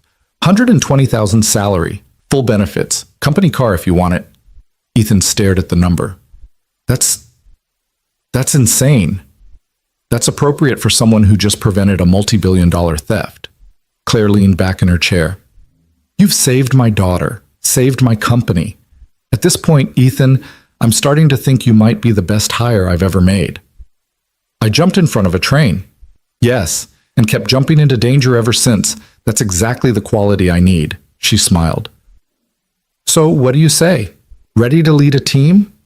Ethan thought about subway platforms and eviction notices and nights when he'd gone to bed hungry so Ben could eat. Thought about how far they'd come in 6 weeks, how much had changed because of one split-second decision. He picked up the pen. "Where do I sign?" The signature was barely dry when reality hit. Director of Security, Ethan Cole, who 6 weeks ago had been sleeping on a mattress on the floor with eviction notices as wallpaper, was now responsible for protecting a multi-billion-dollar corporation.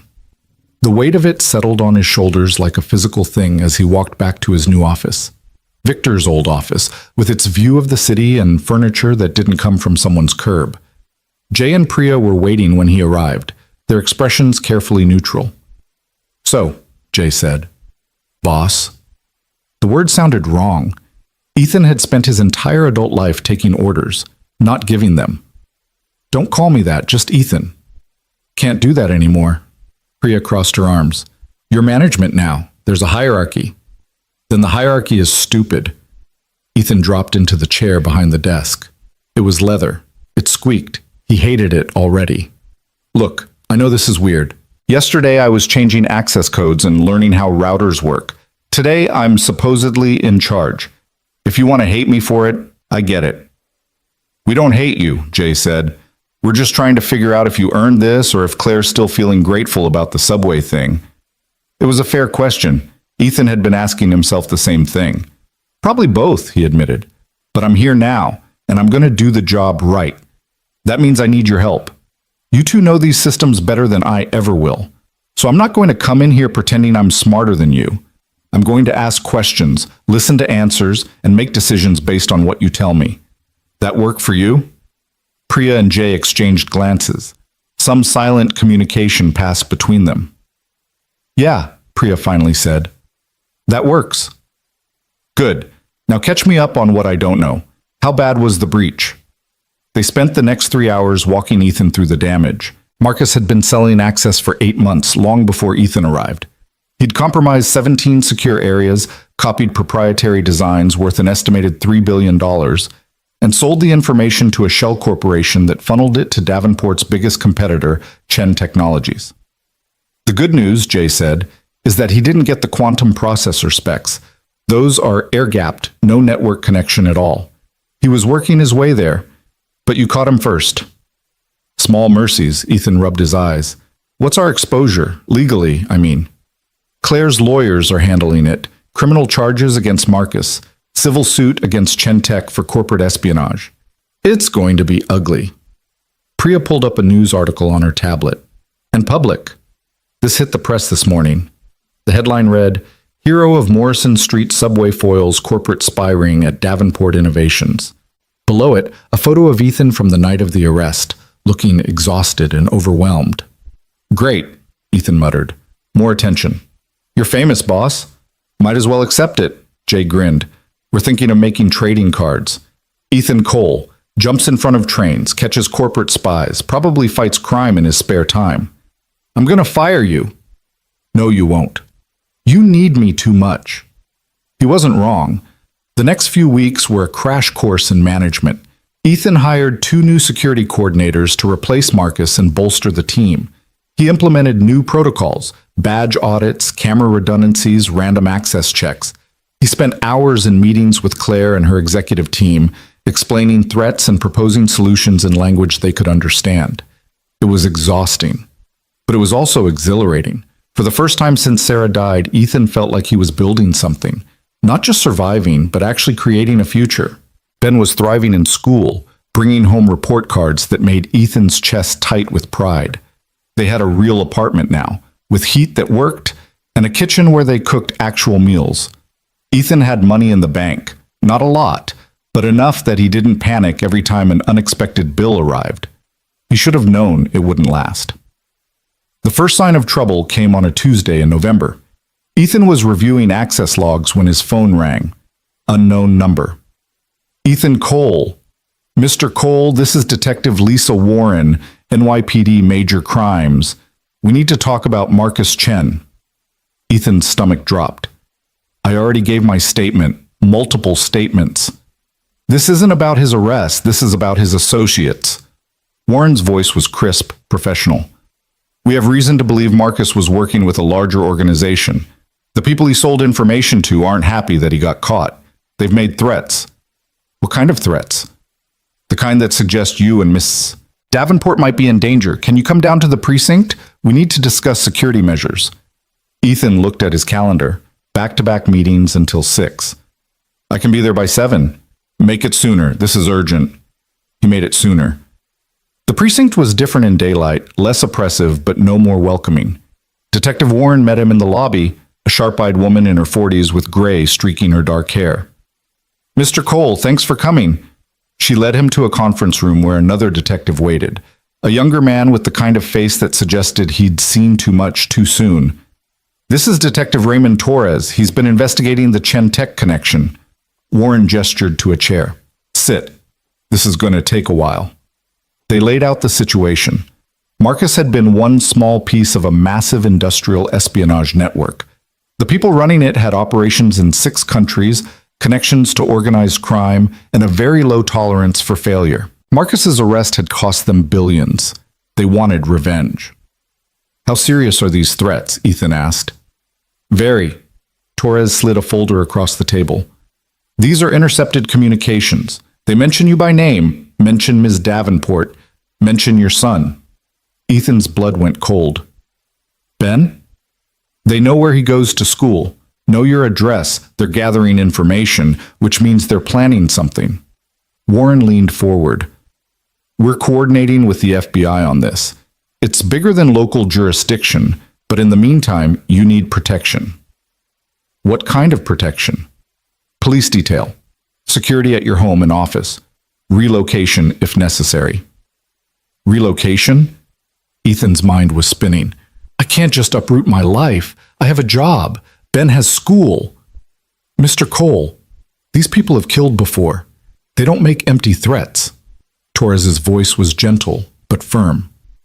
We're not trying to scare you. We're trying to keep you alive. Ethan sat back, trying to process. He'd thought catching Marcus was the end of the story. Turned out it was just the beginning. I need to talk to Claire. Already did. She's being briefed by our captain right now. Warren stood. Go home. Pack a bag. We'll have officers at your apartment in an hour. Don't go anywhere alone. Don't follow a routine, and don't tell anyone where you're going. This is insane. This is your life now, at least until we can dismantle this network. Torres handed him a card. My direct number. You see anything suspicious, anything at all, you call me. Understood? Ethan nodded numbly and left. Outside, the city looked different. Every face in the crowd was a potential threat.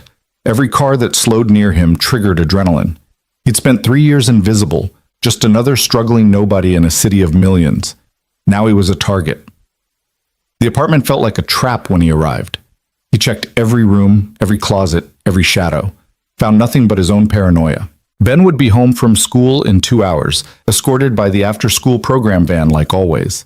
Except now, like always, was a liability. Routines were vulnerabilities. His phone rang. Claire.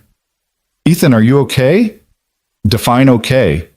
He locked the door, checked the lock, checked it again. The police just told me I'm on a hit list. I know, I'm so sorry. This is my fault. If I hadn't given you the job, stop. You gave me a life, gave Ben a future. Whatever happens now, that's on the people making threats, not you. Claire was quiet for a moment. The police want us to relocate.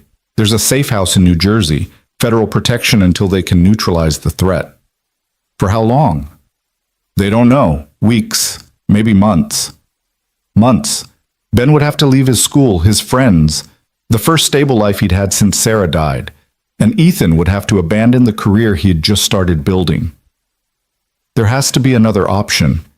Like what? We can't just pretend this isn't happening. No, but we don't have to run either. An idea was forming in Ethan's mind. Probably a stupid idea, definitely a dangerous one. These people are organized, professional. They don't make moves without planning. That's supposed to be reassuring? It means they're predictable. They'll surveil us first, establish patterns, find weaknesses. Ethan started pacing. What if we use that? Let them think they're gathering intelligence while we're actually setting a trap. Ethan, you're not a cop. You're not a spy. You're a security director who until 6 weeks ago was fixing door locks. And you're a CEO who just tackled an armed man in a server room. We're both out of our depth, but we're smart enough to swim. Claire laughed, but it was strained. You're actually serious about this. I'm serious about not running, about not letting Ben's life get destroyed again because bad people exist. Ethan stopped pacing. Talk to the detectives, see if they'll work with us. Use Davenport's resources, set up proper security, make our places so locked down that when these people make their move, we're ready. That's incredibly risky. So was jumping in front of a train, worked out okay. You almost died. But I didn't, and neither did Lila. Ethan took a breath. Claire, I'm tired of being a victim, tired of having things happen to me. For once in my life, I want to be the one making things happen. Even if it's dangerous, even if it's stupid, at least it's my choice. Another long silence. Then, let me make some calls. Don't do anything until you hear from me. Define anything. Ethan. I'll wait, but not long. He hung up and immediately called Ben's school. Whitmore Academy, how may I direct your call? This is Ethan Cole, Ben Cole's father. I need to speak to the principal. It's urgent. 5 minutes later, Principal Davison came on the line. Ethan explained the situation carefully without causing panic. Davison listened, asked smart questions, and made immediate changes to Ben's security protocol. No more van service. Ethan would pick him up personally. A security guard would walk Ben to and from class. No field trips without explicit parental approval. Mr. Cole, I want you to know we take our students' safety very seriously. Ben will be protected. Thank you. Ethan's throat was tight. He's been through enough. He doesn't need this. I understand. We'll make sure he's safe. When Ben came home that afternoon, delivered by Ethan personally, after a tense drive where he checked every mirror and memorized every car that followed too long, Ethan had to explain why 2 police officers were sitting in an unmarked car outside their building. Are we in trouble? Ben's eyes were huge. No, but the man I helped arrest has some friends who are mad about it. So the police are making sure we stay safe. Are they going to hurt us? Ethan wanted to lie, wanted to say everything was fine, nothing to worry about. Go do your homework. But he'd learned from Sarah's death that lying to children didn't protect them. It just made reality hurt worse when it arrived. They might try, he said honestly, but we're not going to let them. We're going to be smart, careful, and the police are going to help us. Like superheroes? Sort of, except with less flying and more paperwork. Ben managed to smile. Can I tell my friends at school? Better not. The less people know, the safer we are. That night, after Ben fell asleep, Ethan sat in the living room with all the lights off, watching the street below. The police car was still there. A new shift now, different officers. They'd be there all night, every night until the threat was resolved.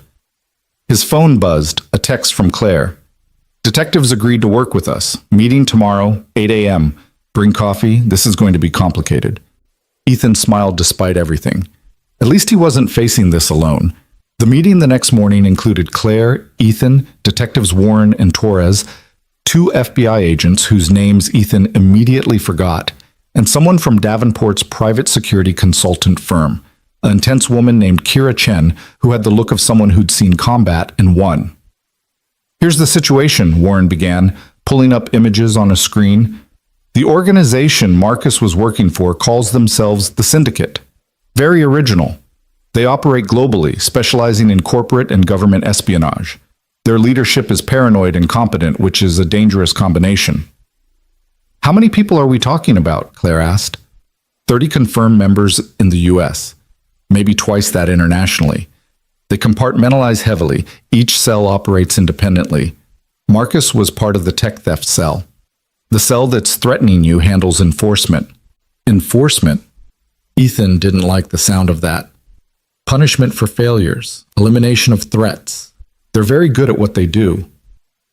FBI Agent 1, Ethan thought her name was Richardson, tapped the screen. 3 hits in the last year, all made to look like accidents. Car crash, mugging gone wrong, gas leak. Cheerful, Claire muttered. Their pattern is consistent, Kira spoke up.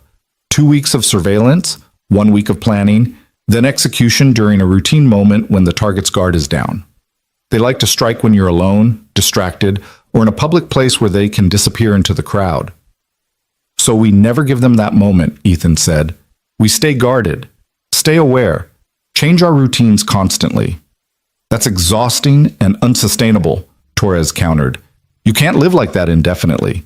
Eventually you'll make a mistake, get tired, let your guard down for 30 seconds. That's when they'll strike. Then we make them strike on our terms, Kira said. Set up a scenario where they think they have an opening, but we're actually in control. Draw them out, take them down. You want to use Ms. Davenport and Mr. Cole as bait? Warren frowned. That's risky.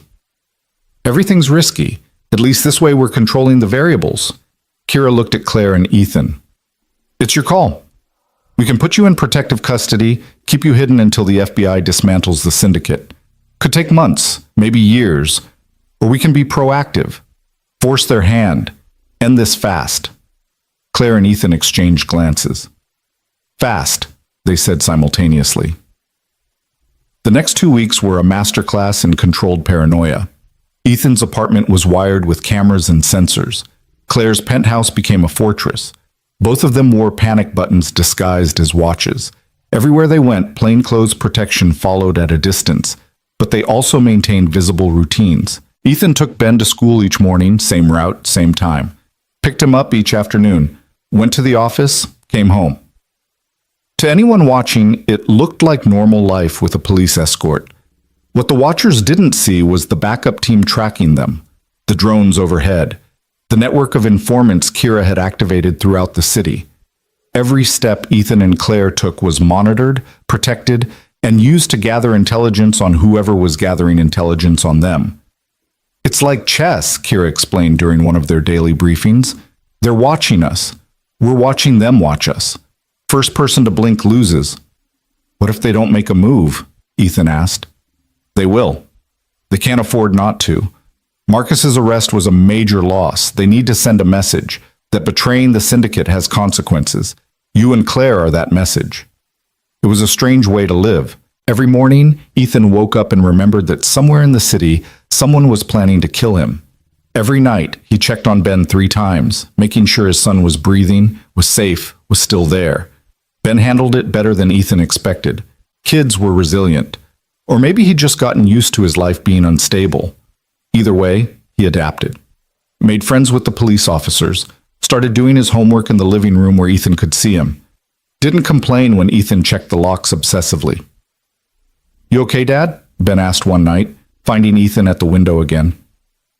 Just being careful. You're scared. It wasn't a question. Ethan had never been able to lie to those Sarah brown eyes. Yeah, I'm scared. Me too. Ben climbed onto the couch beside him.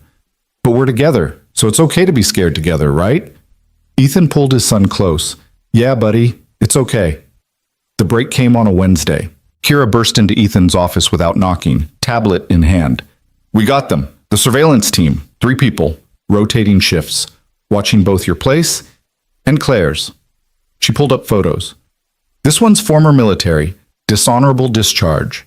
These 2 have records. Assault. Weapons charges. They've been tracking you for 12 days.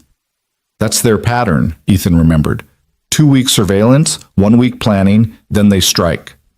Which means we have 2 days to set the trap. Kira was already typing. I need to coordinate with the FBI, get tactical teams in position. What's the plan? We give them an opening, something too good to resist. Then when they move, we grab them. She looked up. You're going to hate this part. The opening has to look real, which means you have to be vulnerable. Actually vulnerable, not fake vulnerable. Ethan's stomach tightened. Define vulnerable. Alone. Isolated. No visible protection. Walking into a scenario where they can make their move without witnesses. Kira's expression was grim. I know what I'm asking, but if we try to fake it, they'll know. These people are professionals. So I'm bait. You're bait with an entire tactical team 30 seconds away. But yes, bait. That night, Ethan told Ben he'd be working late the next few days. Made arrangements for Ben to stay with Claire and Lila. The penthouse was more secure anyway. Ben didn't want to go. I want to stay with you. I know, buddy, but this is important, and you'll have fun with Lila. She's been asking about another playdate. You promise you'll be okay? Ethan thought about lying, decided against it. I promise I'll do everything I can to stay safe. But if something happens, if something goes wrong, I need you to know something. Dad, don't. Listen, if something happens, you've got people who love you. Claire, Lila, your teachers. Detective Warren, she's actually pretty cool once you get to know her. You'll be okay. I don't want to be okay without you. Ben's voice cracked. I already lost Mom. I can't lose you too. Ethan held him tight, breathing in the scent of his son's shampoo, memorizing the weight of him. You're not going to lose me. I'm too stubborn to die. Ask anyone. The next morning, they executed the plan. Ethan's routine was the same. Drive Ben to school, go to the office, work through lunch. But at 3 p.m., he left the building alone. No protection visible. No backup obvious. Just him, walking 3 blocks to a parking garage where his car was supposedly parked. The garage was perfect for an ambush. 4 stories. Multiple blind spots. Exit routes in every direction. If the syndicate was going to make a move, this would be the place. Ethan's heart hammered as he entered. The panic button on his wrist felt both reassuring and useless. If things went wrong, 30 seconds was an eternity. His footsteps echoed in the concrete space. Level 1. Level 2. His car was supposedly on level 3. He took the stairs, each step deliberate, controlled. Level 3 was deserted. His car sat in the corner, exactly where he'd left it that morning. Ethan walked toward it, keys in hand, every sense screaming danger. The attack came from behind, fast and professional, an arm around his throat cutting off air. Chemical smell, chloroform, as something pressed against his face. Ethan didn't fight. That was the plan. Let them think they had him. Let them make their move. His vision blurred, his knees buckled, the world tilted. Then the garage exploded with action. FBI, freeze! Get your hands up! On the ground! Now! Gunfire. Shouting. The arm around Ethan's throat released as his attacker was tackled by 3 agents in tactical gear. More agents poured from hiding spots, behind cars, in stairwells, on the roof. The syndicate's enforcement team didn't stand a chance. It was over in less than a minute. Ethan sat on the concrete, coughing, while a paramedic checked him over. Kira appeared, looking satisfied. You okay? Peachy, love being strangled is part of my job description. You did good. We got all 3 of them, plus the guy in the van outside who was coordinating. She helped him stand. It's over, Ethan. They can't hurt you now. But Ethan knew better. They'd caught the enforcement cell, sure, but the syndicate was bigger than 3 hired muscles. The real threat, the people who'd ordered the hit, were still out there. This isn't over, he said. Kira's expression confirmed it. No, but it's a start. The arrests made national news.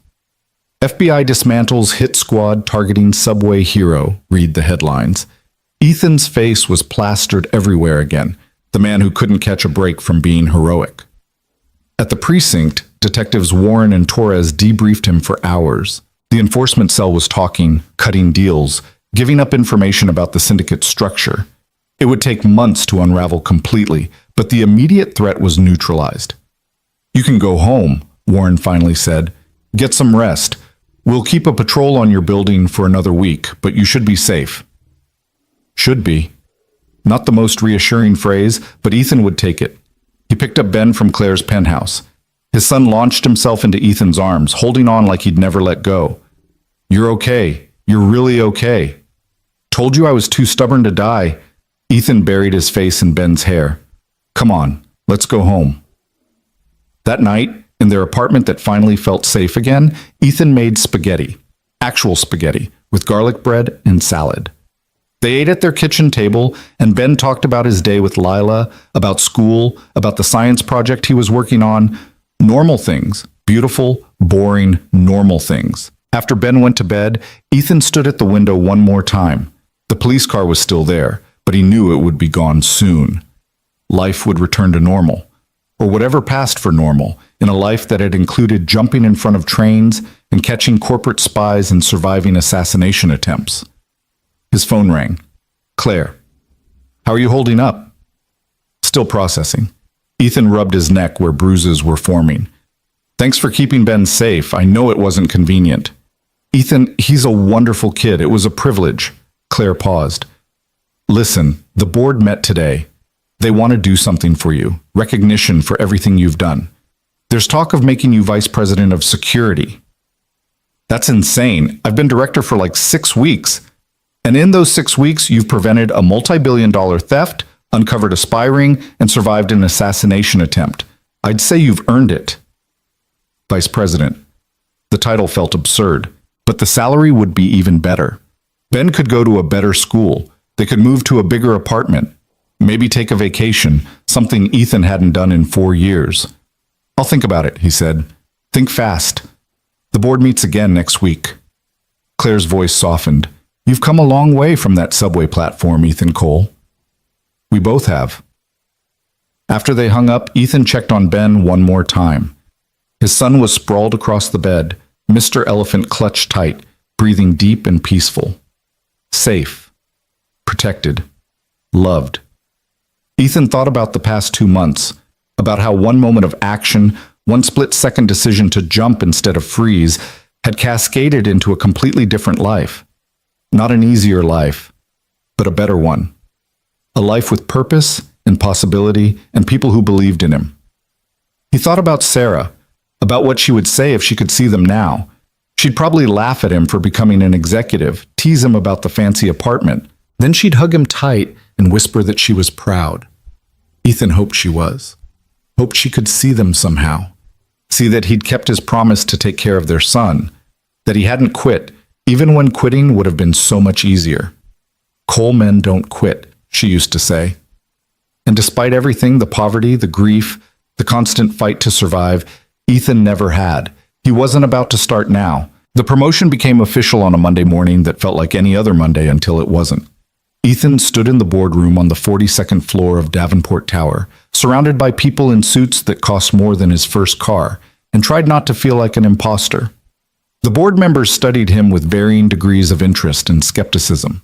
These were people who measured worth in quarterly earnings and stock prices, not subway heroics. "Mr. Cole," the chairman said, a silver-haired man named Richard Ashworth, whose handshake could crush bones. "The board has reviewed your performance over the past 2 months. Your actions have directly saved this company from catastrophic loss, both financial and reputational." Ethan nodded, not sure if he was supposed to speak. "That said," Ashworth continued, his tone cooling, "Vice President is a significant role. You'd be overseeing not just physical security, but cybersecurity, risk assessment, and crisis management. That's a substantial leap for someone with limited corporate experience." Here it comes, Ethan thought. The part where they thank him politely and offer him a nice bonus instead. But Claire stood up from her seat at the head of the table. "Richard, with respect, experience is overrated. I've watched Ethan identify problems that people with 20 years of experience missed. He thinks differently, acts decisively. Those are qualities you can't teach in business school."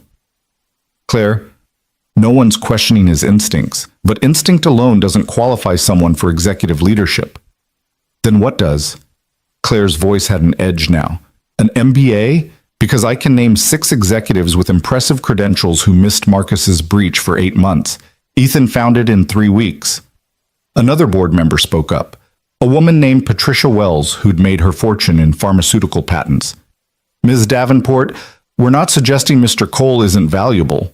We're suggesting that perhaps a different role might be more appropriate. Senior director, perhaps, or a specialized consultant position. Translation: keep him around, but not at the executive table.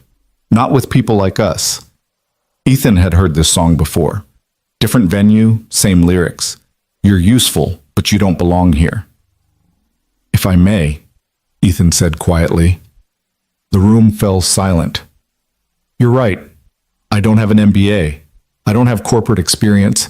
I didn't go to the right schools or join the right clubs. I'm a mechanic who learned security by actually doing it, not by reading case studies." Ashworth's expression suggested this wasn't helping Ethan's case. "But here's what I do have," Ethan continued. "I know what it's like to have everything to lose. I know how to see threats before they become disasters because I've spent my entire life one disaster away from the street. I know how to make decisions under pressure because pressure is all I've ever known." He met each board member's eyes in turn. "You want someone who'll protect this company like their life depends on it?" "Mine actually does. This job is the only thing standing between my son and the poverty I just climbed out of. So yeah, I'll work harder than anyone with a safety net ever could. That's what you're getting if you promote me." The silence stretched. Then Patricia Wells smiled, actually smiled. "That's the most honest thing I've heard in this room in 10 years, she said. "I vote yes." One by one, the board members voted. Not unanimous. Ashworth and 2 others voted no, but enough. The promotion passed. Afterward, Claire pulled Ethan aside in the hallway. "That was either the bravest or stupidest thing you've ever said in a business setting." "Probably both." Ethan loosened his tie. Still couldn't get used to wearing the damn things. "Thanks for backing me in there." "I didn't back you. I stated facts." Claire smiled. "Besides, you've saved my daughter and my company. The least I can do is defend you to a room full of people who've never risked anything more serious than a bad stock pick." "Ashworth hates me now." "Richard hates everyone under 60 who doesn't play golf. Don't take it personally." She checked her phone, frowned.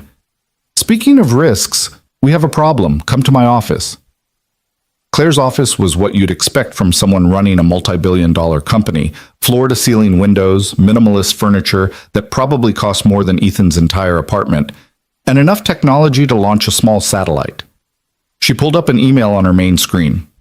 This came in an hour ago, encrypted, routed through 6 proxies, untraceable. Claire's jaw was tight. Read it.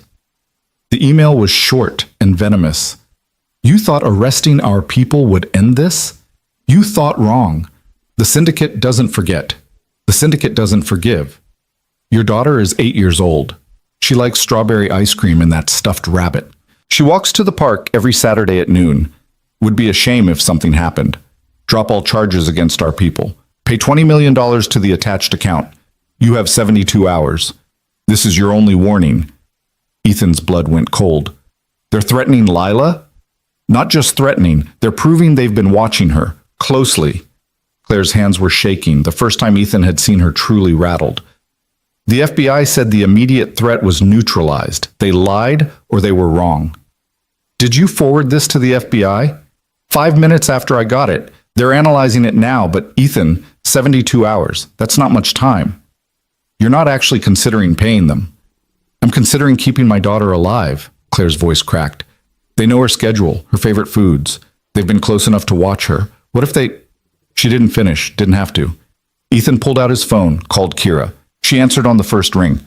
The syndicate just made contact, Ethan said without preamble. Ransom demand targeting Lila Davenport. We need to move now. I'm already mobilizing. FBI wants to set up at Claire's penthouse. Full protection detail for both families. No one goes anywhere alone. That didn't stop them before. This time will be different. We're not playing defense anymore. Kira's voice was cold. They threatened a child. Gloves are off. Within 2 hours, Claire's penthouse had transformed into a command center. FBI agents occupied the guest rooms. Computers lined the dining room table. Tactical teams positioned throughout the building. And in the middle of it all, Lila played with Ben, blissfully unaware that she was the target of a criminal organization. Should we tell her? Claire asked Ethan quietly, watching their children build a fort from couch cushions. Tell an 8-year-old that bad people want to hurt her? What good would that do? She has a right to know she's in danger. She's a kid. Her right is to feel safe, even if it's a lie. Ethan remembered his own childhood, the constant moving, the fear, never knowing when the next eviction or disaster would hit. We protect her by handling this, not by scaring her. Claire nodded slowly. When did you get so wise about children? When I became terrified of screwing up the one I have. Detective Warren arrived at 6 with Torres and 2 FBI agents Ethan now knew as Richardson and Chen. They gathered in Claire's study, away from the children, to strategize.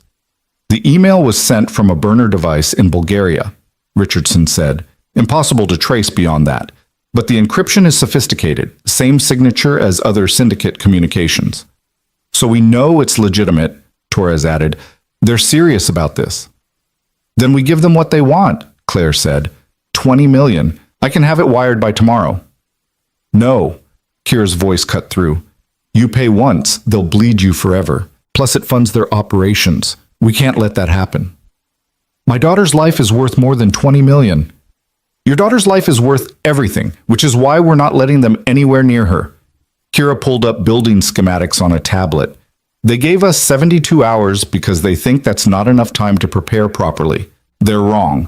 We locked down this building. Vary Lila's routine completely. Put decoys in place. Make them think they have an opening that's actually a trap. We tried that with Ethan. It barely worked. It worked perfectly, Kira corrected. We caught the entire enforcement cell. This time we'll catch whoever's running the operation. Cut the head off the snake. Ethan listened to them debate tactics and wondered when his life had become a crime thriller. 3 months ago, his biggest concern was finding enough change to do laundry. Now he was planning counter-operations against international criminals. What if we're thinking about this wrong? He said suddenly. Everyone turned to look at him. They want us scared, want us reactive. What if we go on offense instead? Meaning what? Warren asked. Meaning the people we arrested are in custody, right? Marcus and the enforcement cell. They're facing serious time. What if we use them? Offer deals in exchange for information about the leadership? Find out who's actually giving orders. Already tried, Torres said. They're more scared of the syndicate than they are of prison. No one's talking. Then we make them more scared of us. Ethan looked at Claire. You run a tech company. You have resources. Hackers, probably. People who can dig into places the FBI can't officially go. You're suggesting we commit crimes to fight criminals? Richardson frowned.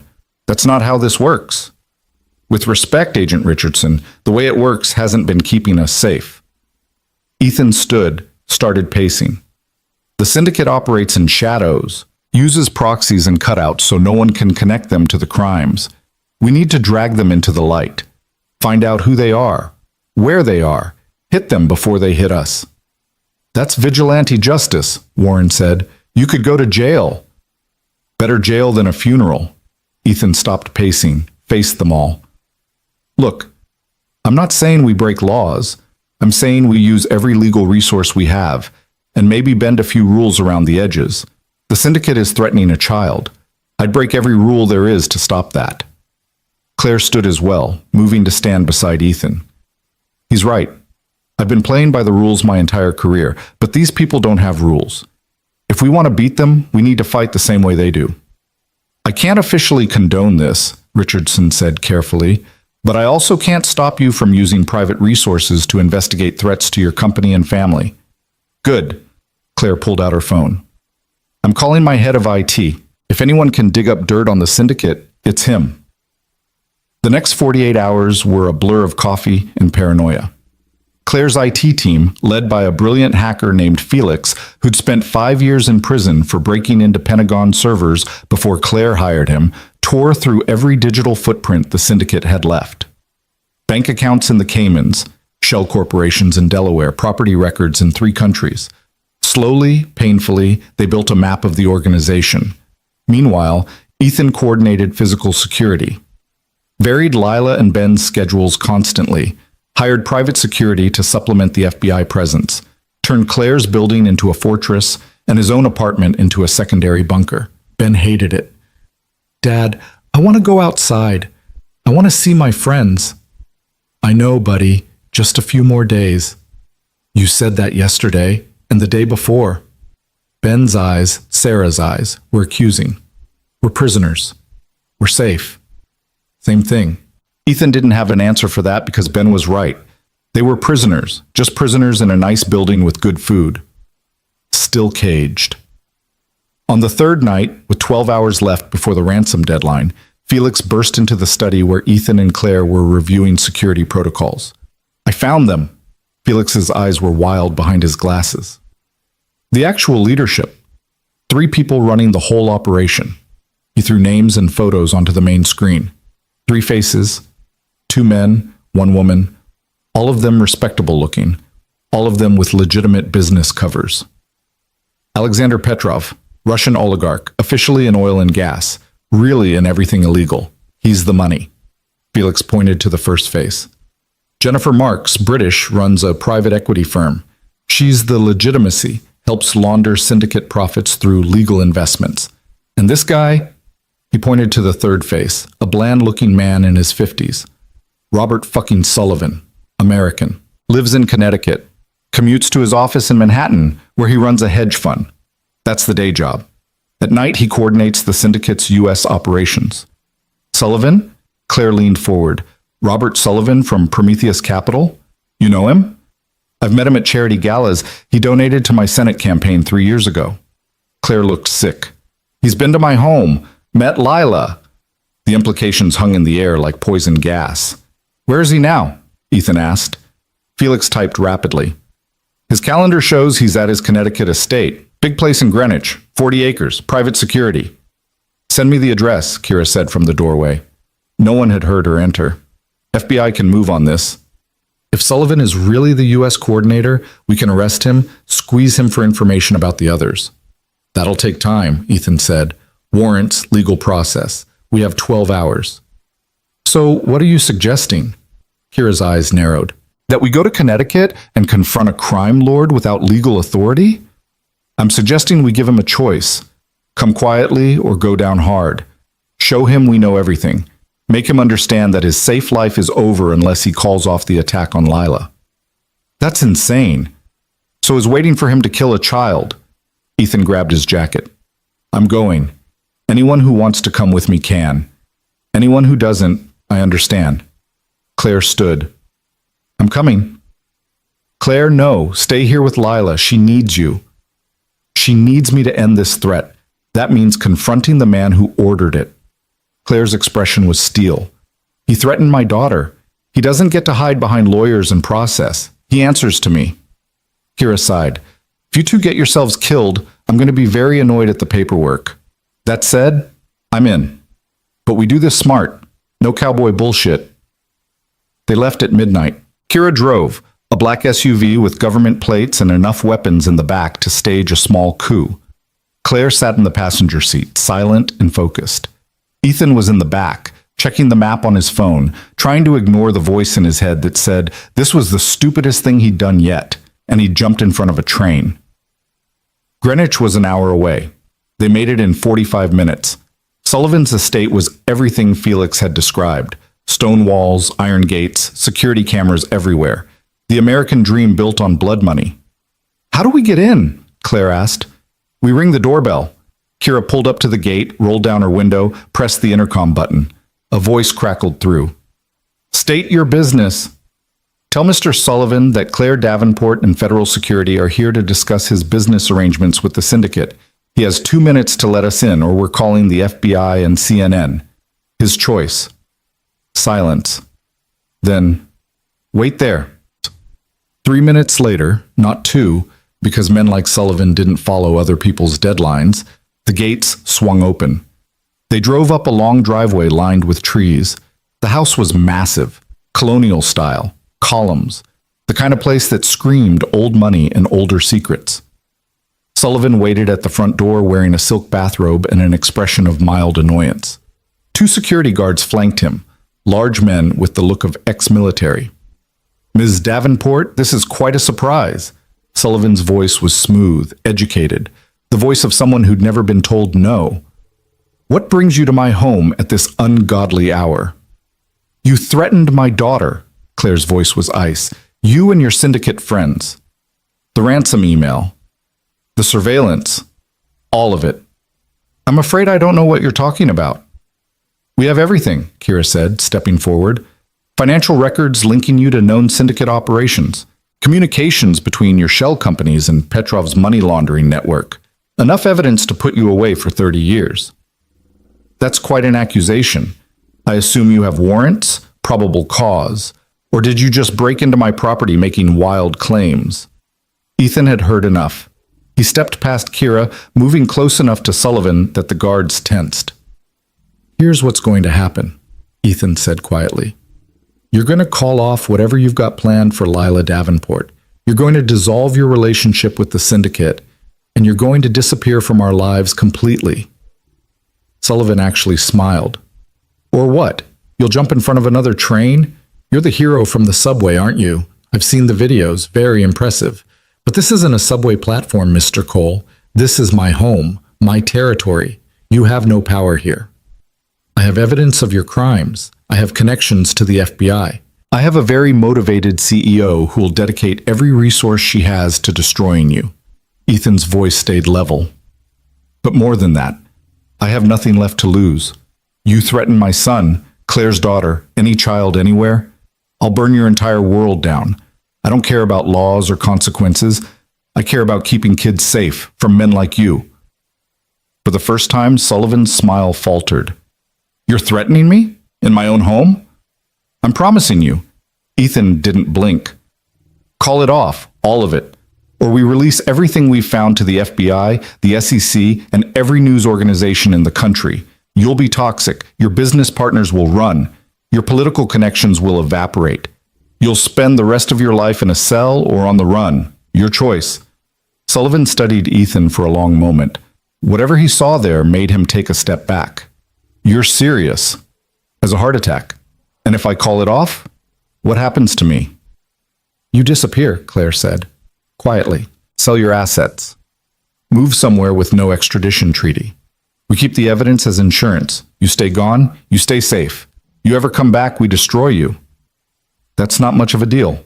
It's the only deal you're getting. Claire's voice was hard. Take it or leave it, but decide now because in 10 minutes I'm making calls you can't take back. Sullivan looked at his guards, at Kira's hand resting casually near her weapon, at Ethan's face, which promised violence if necessary. He was a smart man, smart enough to know when he'd lost. Fine. The word came out like broken glass. I'll make calls. The threat against your daughter is rescinded. The syndicate will leave you alone. Not good enough, Ethan said. You're going to provide evidence against Petrov and Marks. Help the FBI take them down. That's the price for your freedom. You're asking me to betray them? They'll kill me. Then you better disappear really well. Ethan had no sympathy. You threatened a child. This is you getting off easy. Sullivan's face went pale, then red, but he nodded. I'll cooperate. Provide everything I have, but then I'm gone. And you never contact me again. Deal. Claire pulled out her phone. I'm calling the FBI now. You're going to repeat everything you just told us, on record. Then you're going to sign an affidavit. Then you're going to get on a plane and vanish. If I ever see or hear from you again, the deal's off and you're done. They sat in Sullivan's study for 3 hours while he made calls and provided evidence and signed papers that would destroy 2/3 of the syndicate's leadership. By sunrise, Petrov and Marks were being arrested in Moscow and London, respectively. The organization that had terrorized them was collapsing. In the car on the way back to New York, Claire finally allowed herself to shake. We actually did it, she said. We beat them. We scared one middle manager into flipping, Kira corrected. But yes, that was incredibly stupid and incredibly effective. Ethan leaned his head back against the seat, exhaustion crashing over him. How much trouble are we in? Legally, I mean. Depends on whether Sullivan decides to lawyer up and claim coercion. Kira shrugged. But given that he's about to flee the country, I'm guessing he'll keep his mouth shut. And the FBI is okay with how we handled this? The FBI is thrilled to have evidence against 2 major international criminals. They're not asking too many questions about how we obtained it. Kira smiled. Plausible deniability. It's a beautiful thing. When they arrived back at Claire's penthouse, the sun was rising over Central Park. Inside, Ben and Lila were eating breakfast, still guarded, still safe. They looked up when the adults entered. Did you catch the bad guys? Ben asked. We did, buddy. Ethan pulled his son into a hug. It's over. We're safe. Really safe? Or safe like last time where more bad guys showed up? Really safe. I promise. This time, he meant it. The next few weeks were a strange kind of peace. The FBI arrested 17 more syndicate members based on Sullivan's evidence. The organization imploded, its leadership scattered or imprisoned. And slowly, life returned to something approaching normal. Ethan settled into his role as Vice President of Security. It was overwhelming at first, executive meetings, board presentations, managing a department of 30 people. But he learned, asked questions, relied on his team, and gradually, people stopped seeing him as the subway hero who got lucky and started seeing him as someone who knew what he was doing. Ben thrived. His grades improved. He made the soccer team, stopped having nightmares about losing Ethan like he'd lost Sarah. The apartment felt like a home now, not just a temporary shelter. And Claire became more than just his boss. Became a friend. Someone who understood what it meant to fight for your child, to make impossible choices, to survive despite everything. They had dinner together sometimes, just the 4 of them, Claire and Lila, Ethan and Ben. Lila and Ben acted like siblings, bickering and laughing in equal measure, and Ethan found himself thinking that maybe, possibly, this could be a different kind of family, not a replacement for what he'd lost with Sarah, but something new, something good. One Saturday evening, after the kids had fallen asleep watching a movie, Claire joined Ethan on the balcony overlooking the park. Penny for your thoughts? Ethan smiled. Just thinking about how weird life is. 3 months ago, I was getting evicted. Now I'm standing on a penthouse balcony with a 6-figure salary and my kids asleep on a couch that costs more than my first apartment. Weird good or weird bad? Weird terrifying, like I'm waiting for someone to realize they made a mistake and take it all away. Claire was quiet for a moment. You know what I see when I look at you? I see someone who makes decisions, who acts when others freeze. That's rare, Ethan. Most people spend their whole lives waiting for permission to be brave. You just are. I jumped in front of a train. That's not brave. That's stupid. It's both, and that's what makes it extraordinary. She turned to face him. You saved my daughter, changed my company, helped bring down a criminal organization. At some point, you need to accept that you deserve the life you have now.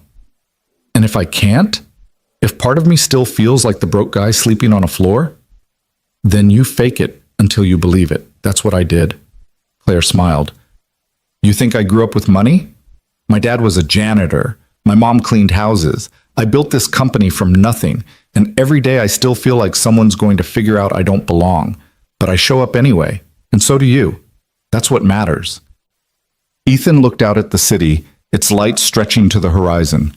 Somewhere down there, people were struggling like he'd struggled, sleeping in cars, skipping meals, wondering if tomorrow would finally break them. He couldn't help all of them, but maybe he could help some. I want to do something, he said suddenly, with the money, with the position. I want to help people who were like me. Like you how? Like desperate. One bad break from disaster. People who need a chance but never get one because they don't have the right credentials or connections. Ethan turned to Claire. Could we start a program? At Davenport. Hire people from homeless shelters, former convicts, anyone who's willing to work but can't get a foot in the door. Claire considered this. It would be controversial. The board would fight it. So we fight back.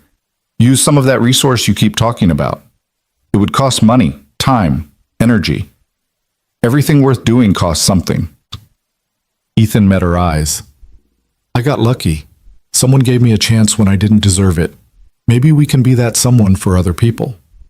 Claire smiled, a real smile, not the corporate mask she wore in meetings. You know what? Let's do it. I'll present it to the board. Call it the Second Chance Initiative. Make the business case that hiring motivated people is good for the bottom line. And if they say no, then I'll do it anyway. Being CEO has some perks. She held out her hand. Partners? Ethan shook it. Partners. Inside, Ben stirred on the couch, calling out sleepily for Ethan. He went to his son, carried him to the guest room they'd started keeping ready, tucked him in beside Mr. Elephant. Love you, Dad, Ben mumbled. Love you too, buddy. As Ethan stood in the doorway watching his son sleep, he thought about the path that had led them here. The train platform, the jump, the arrests and threats and near-death experiences. All of it had been terrifying. All of it had been worth it, because Ben was safe, happy, building a life that had possibility instead of just survival. And Ethan was building something too, not just a career, but a purpose, a way to take the pain of his past and transform it into help for others. Coal men don't quit, Sarah used to say. Ethan hadn't quit, wouldn't quit. Not when there was still work to do, still people to help, still kids who needed someone to jump when everyone else froze. He closed the door softly and went back to the living room where Claire was cleaning up popcorn bowls and remote controls. Thank you, he said. For what? For seeing me, for giving me a chance, for trusting me with your daughter and your company and your life. Claire set down the bowl she was holding. Ethan, you saved my daughter. I should be thanking you every day for the rest of my life. You gave me back mine. I'd say we're even. They stood in the comfortable silence of people who'd been through hell together and survived. And Ethan realized that this moment, this peace, this feeling of belonging was what he'd been fighting for all along. Not money, not status, just the simple human need to matter to someone, to be seen, to be valued. He'd found that now. Against all odds, despite everything, he'd found it, and he wasn't letting go. The Second Chance Initiative launched 3 months later on a crisp February morning that carried the promise of snow.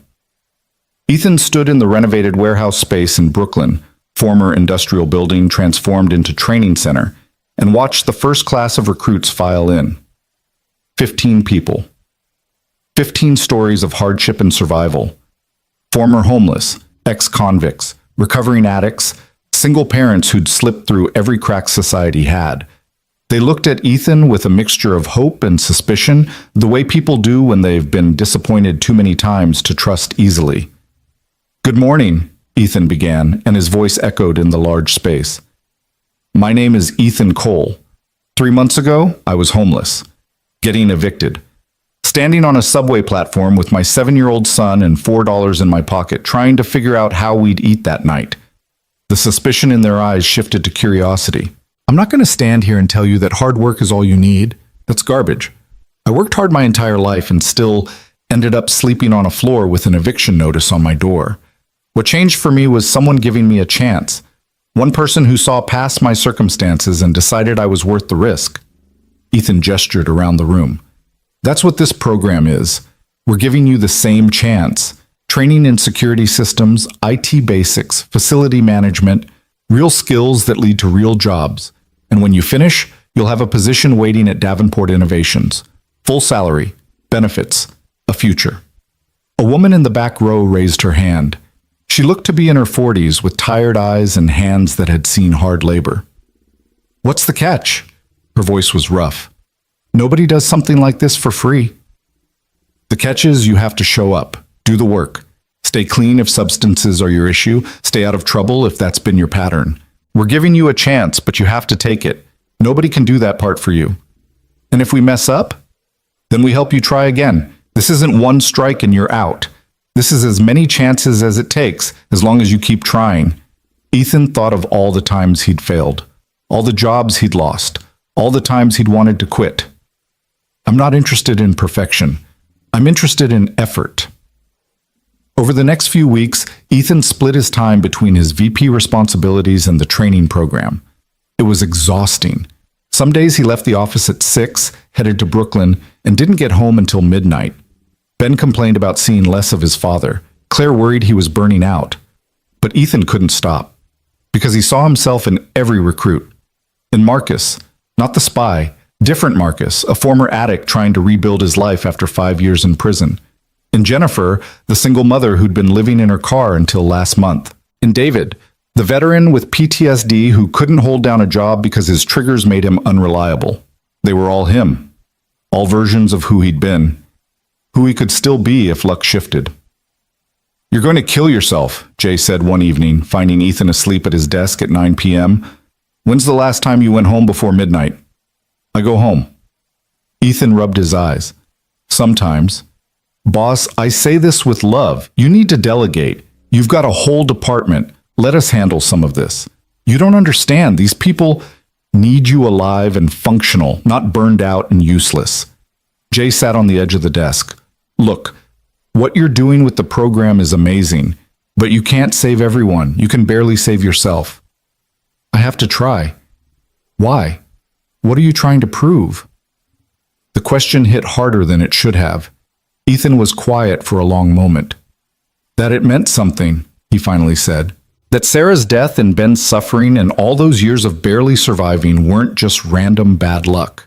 That I can take all that pain and make it mean something by helping people who are where I was." Jay's expression softened. "It already meant something. You survived. You kept your son safe. You became someone who jumps in front of trains to save little girls. That's not nothing, Ethan. It's not enough. It never will be if you keep moving the goalposts." Jay stood. "Go home. Hug your kid. Sleep. The program will still be here tomorrow." Ethan did go home. Found Ben asleep on the couch again, waiting up for him again. The guilt was a physical weight. He'd spent so much energy saving everyone else that he was neglecting the one person who needed him most. He carried Ben to bed, tucked him in, and was about to leave when Ben's eyes opened.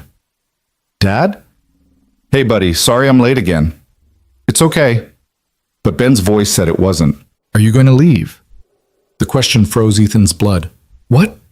No, why would you think that? You're never here anymore. Just like Mom before she..." Ben couldn't finish, didn't have to. Ethan sat on the edge of the bed, heart breaking. "Ben, listen to me. I'm not going anywhere, ever. I promise." "You promised Mom wouldn't leave either." "That was different. That was an accident. This, me working late, that's just me being stupid and not managing my time well. But I'm here. I'm always going to be here." Then why does it feel like you're leaving? Ethan had no answer for that. So he did the only thing he could. He lay down next to his son, held him close, and stayed there until they both fell asleep. The next morning, Ethan called Claire before his first meeting. I need to cut back my hours at the training center. I'm neglecting Ben. Okay. No argument, no pushback, just immediate understanding. What do you need? Someone to run the day-to-day. I'll still oversee the program, but I can't be there every night. I'll find someone. Actually, Claire paused. What about Marcus? The good Marcus. From the program. He's excelling, right? Maybe give him a shot at managing the others. He knows what they're going through. It was a good idea. A great idea. Why hadn't Ethan thought of it? Because you're so busy trying to save everyone that you forget other people can help, his inner voice said. It sounded a lot like Sarah. That afternoon, Ethan offered Marcus the position of program coordinator. Marcus stared at him like he'd spoken a foreign language. You want me to manage people? I've been out of prison for 6 months. And you've been clean for 8. You show up early every day. Help the others when they're struggling. You've got leadership skills you don't even realize. Ethan leaned forward. I need someone who understands what these people are facing, who can relate, who won't give up on them when they stumble. That's you.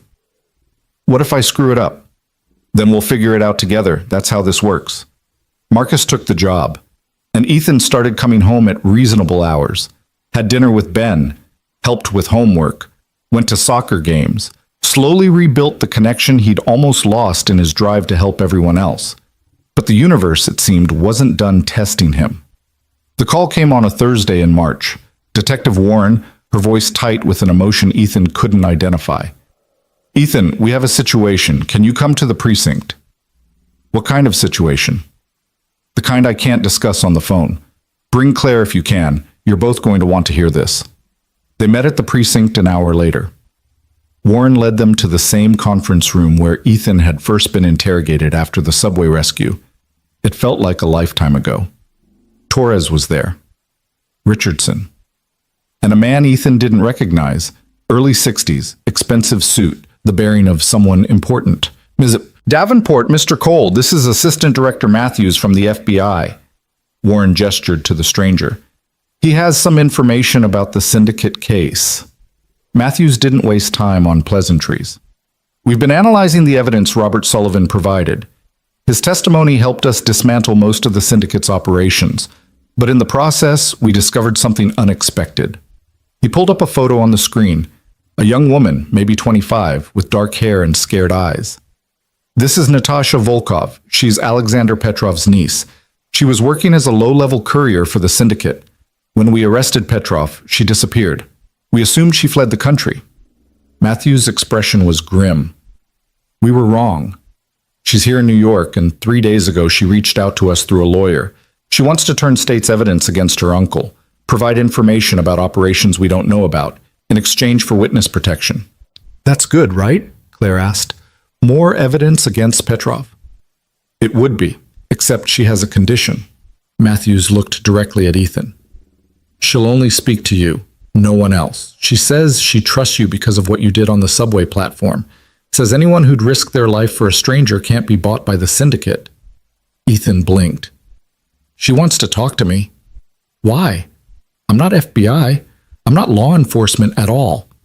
Because you're a hero. At least to her. Matthews pulled up more photos. Surveillance shots of Natasha in various locations around the city. She's been following you. Watching. Trying to decide if she could trust you. Apparently she's decided yes, but only you. She won't meet with agents, won't talk to prosecutors, just you. This is insane. This is an opportunity.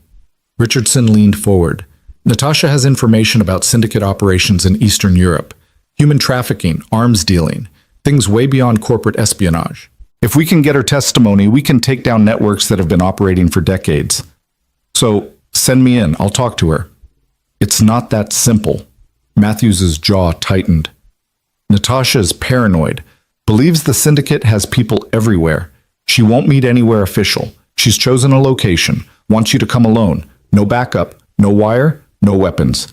Just you and her, in a public place where she can see you're not setting her up. Absolutely not. Claire's voice was sharp. That's a trap. Has to be. We don't think so. Torres pulled up more surveillance. We've been watching her. She's genuinely scared, genuinely wants out. But she's also genuinely paranoid. If we spook her, she'll run. We'll lose her and all the intelligence she has. Where does she want to meet? Ethan asked. Matthews met his eyes.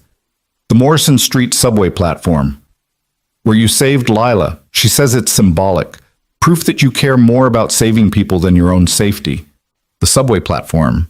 The place where everything had started. Of course it would come full circle there. When? Tomorrow night, 7 p.m. She'll be waiting at the north end of the platform. You approach her, talk to her, convince her to come with you to a safe location where we can properly debrief her. She agrees, we protect her, we get the testimony. Everyone wins. Except if it's a trap, Claire repeated. Then Ethan gets killed on the same platform where he almost died before. We'll have agents nearby, Richardson said. Not close enough to scare her off, but close enough to intervene if something goes wrong. Ethan will be as safe as we can make him. As safe as we can make him isn't very safe. Claire looked at Ethan. You don't have to do this. Let the FBI handle it. They can't. She won't talk to them. Ethan stood, started pacing. Look, I don't love this plan. It feels like every bad decision I've made rolled into one. But if this woman has information that can stop human trafficking, arms dealing, that's bigger than me being uncomfortable. It's bigger than you being dead too. I won't be dead. I'll be careful. I'll have backup nearby. And I'll be doing what I apparently do best, jumping into dangerous situations to help people. He tried for a smile. It probably didn't work. Besides, what's the worst that could happen? Don't! Claire's voice was hard.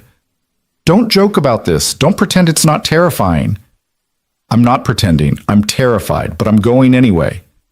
They argued for another hour. Claire tried every angle to talk him out of it. But in the end, Ethan's decision was made. He'd meet Natasha Volkov. He'd hear what she had to say. He'd try to save one more person who needed saving. That night, he had the conversation he'd been dreading. Sat Ben down after dinner and explained that he had to do something dangerous tomorrow. Didn't sugarcoat it. Didn't lie. Are you going to die? Ben asked, his voice small. I'm going to try very hard not to. That's not an answer. It's the only honest one I have. Ethan pulled his son close. Ben, sometimes people need help. And sometimes the only person who can help is me. I don't want to leave you. I don't want to risk not coming home. But I can't look at myself in the mirror if I don't try. Mom tried to help people too. She was going to be a nurse. Then she died. I know, and I know that's terrifying. But, buddy, we can't stop living because we're afraid of dying. Your mom taught me that. She'd want me to do this. She'd want you to stay safe. She'd want me to be the kind of man who jumps when people are falling. Even if it's scary, especially if it's scary. Ethan took a breath.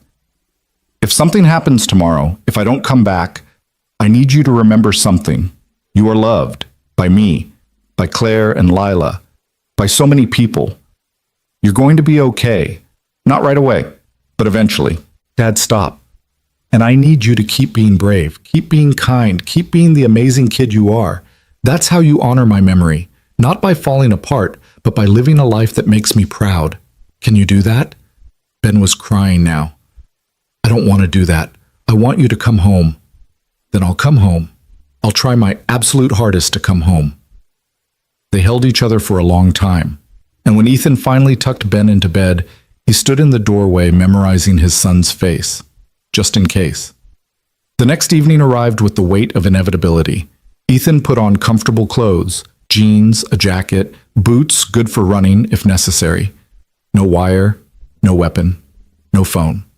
Just him and whatever words he could find to convince a terrified woman to trust the system that had probably failed her 100 times. Claire met him at Davenport Tower before he left. She looked like she hadn't slept. I hate this, she said. I know. If you die, I'm going to kill you. That's fair. She hugged him suddenly, fierce and desperate. You changed my life, Ethan Cole. You saved my daughter. You made me remember what it means to be brave.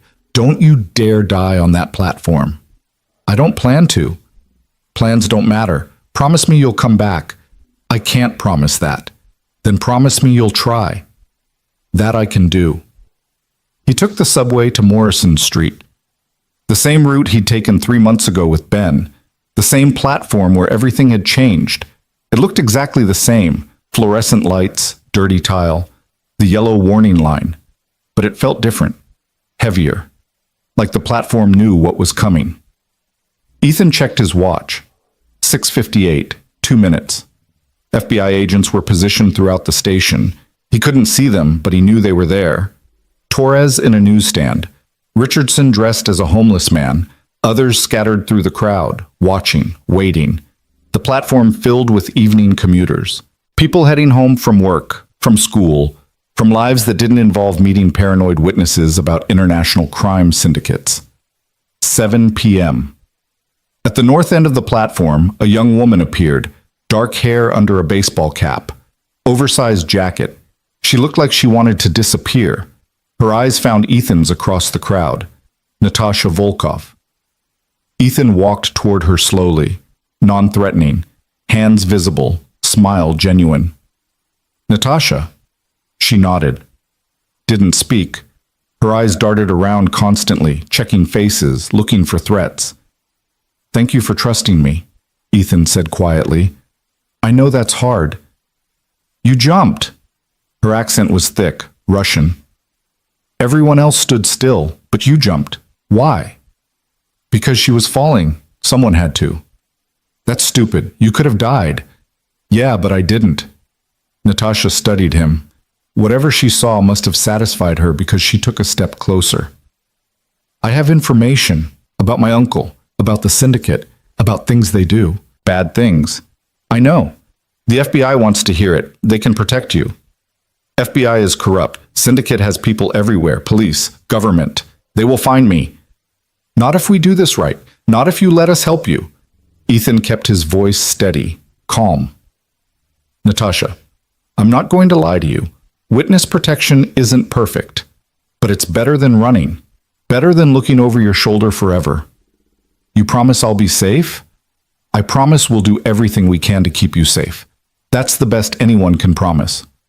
She was wavering. Ethan could see it, the desperate hope fighting with learned distrust. Then her eyes went wide. Get down! She shoved Ethan hard. He stumbled backward as gunfire erupted. Commuters screamed. People scattered. And Natasha, brave, terrified Natasha, took 3 bullets meant for Ethan.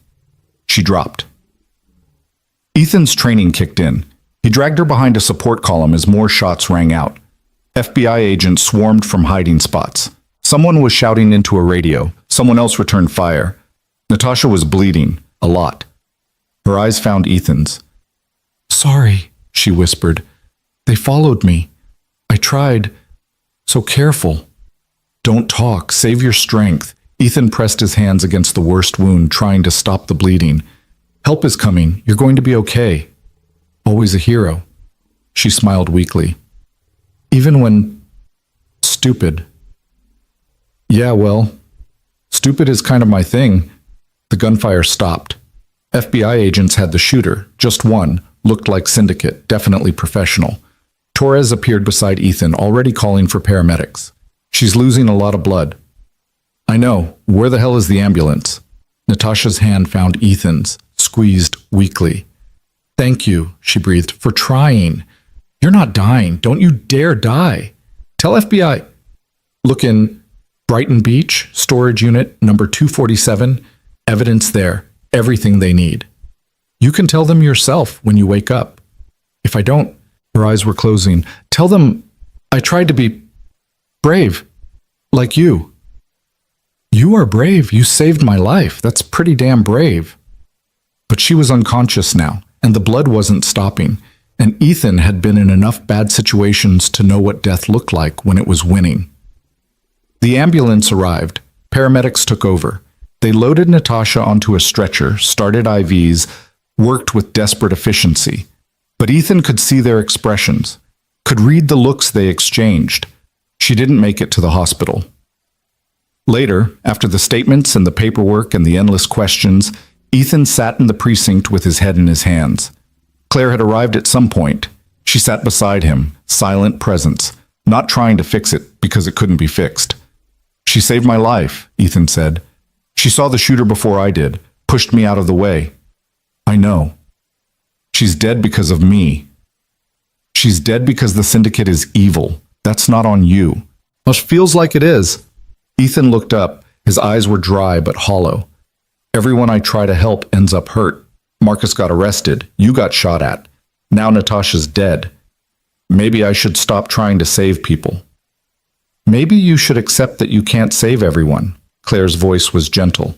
But that doesn't mean you stop trying. Natasha knew the risks. She reached out anyway. She chose to be brave. That's not your fault. She gave me information. Storage unit in Brighton Beach. Said there's evidence there. Then we'll follow up. We'll make sure her death meant something. Claire took his hand. That's how we honor her. Not by giving up. By finishing what she started. The FBI raided the storage unit the next day. Found exactly what Natasha had described. Documents, hard drives, recordings.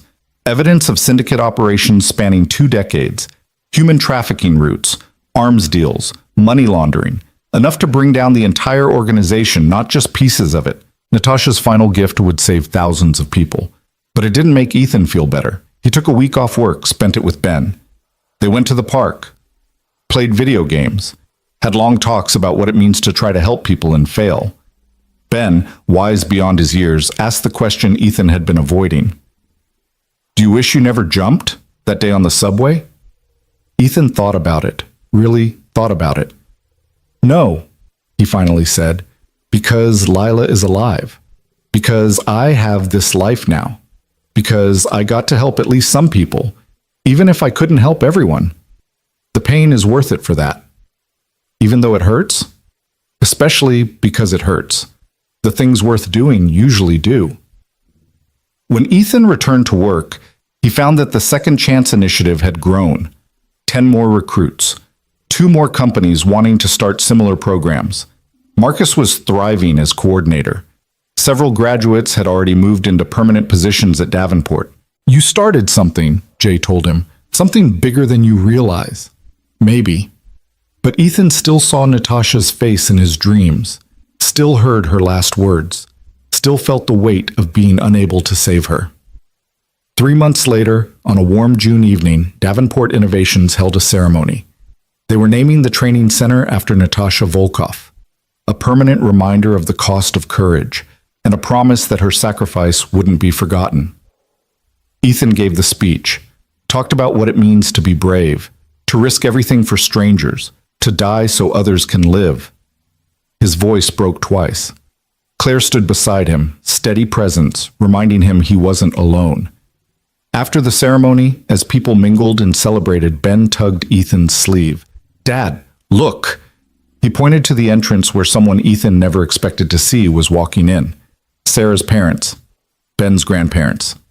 They'd maintained civil distance for years, occasional supervised visits, but nothing more. Sarah's mother, Patricia, approached slowly. Her eyes were red. Ethan, can we talk? They stepped outside. The evening air was cool, comfortable. We've been following the news, Patricia said. Everything you've done, the subway, the company, this program. We've been watching. Okay? Ethan wasn't sure where this was going. We were wrong. The words came out difficult, painful. When Sarah died, we blamed you. Thought you couldn't take care of Ben. We were wrong. You've given him a better life than we ever could have, and you've become... She stopped, started again. You've become the man Sarah always knew you could be. Ethan's throat was tight. I'm still figuring it out. Every day. But you keep trying. That's what matters. Patricia looked toward the building where Ben was playing with Lila. We'd like to be part of his life, real part, not just occasional visits. If you'll let us. Sarah would have wanted that. Ethan knew it without question. Yeah, he said. I'd like that too. That night, after everyone left and the building was quiet, Ethan stood alone in the training center that bore Natasha's name. He thought about the chain of events that had started on a subway platform. One jump. One moment of action instead of freezing. And look what had cascaded from it. A saved child. a career, a program helping hundreds, a criminal organization dismantled, lives changed, including his own. Not all changes were good. Natasha was still dead, the trauma was still real, the nightmares still came, but alongside the pain was growth, purpose, a reason to wake up each morning that went beyond mere survival.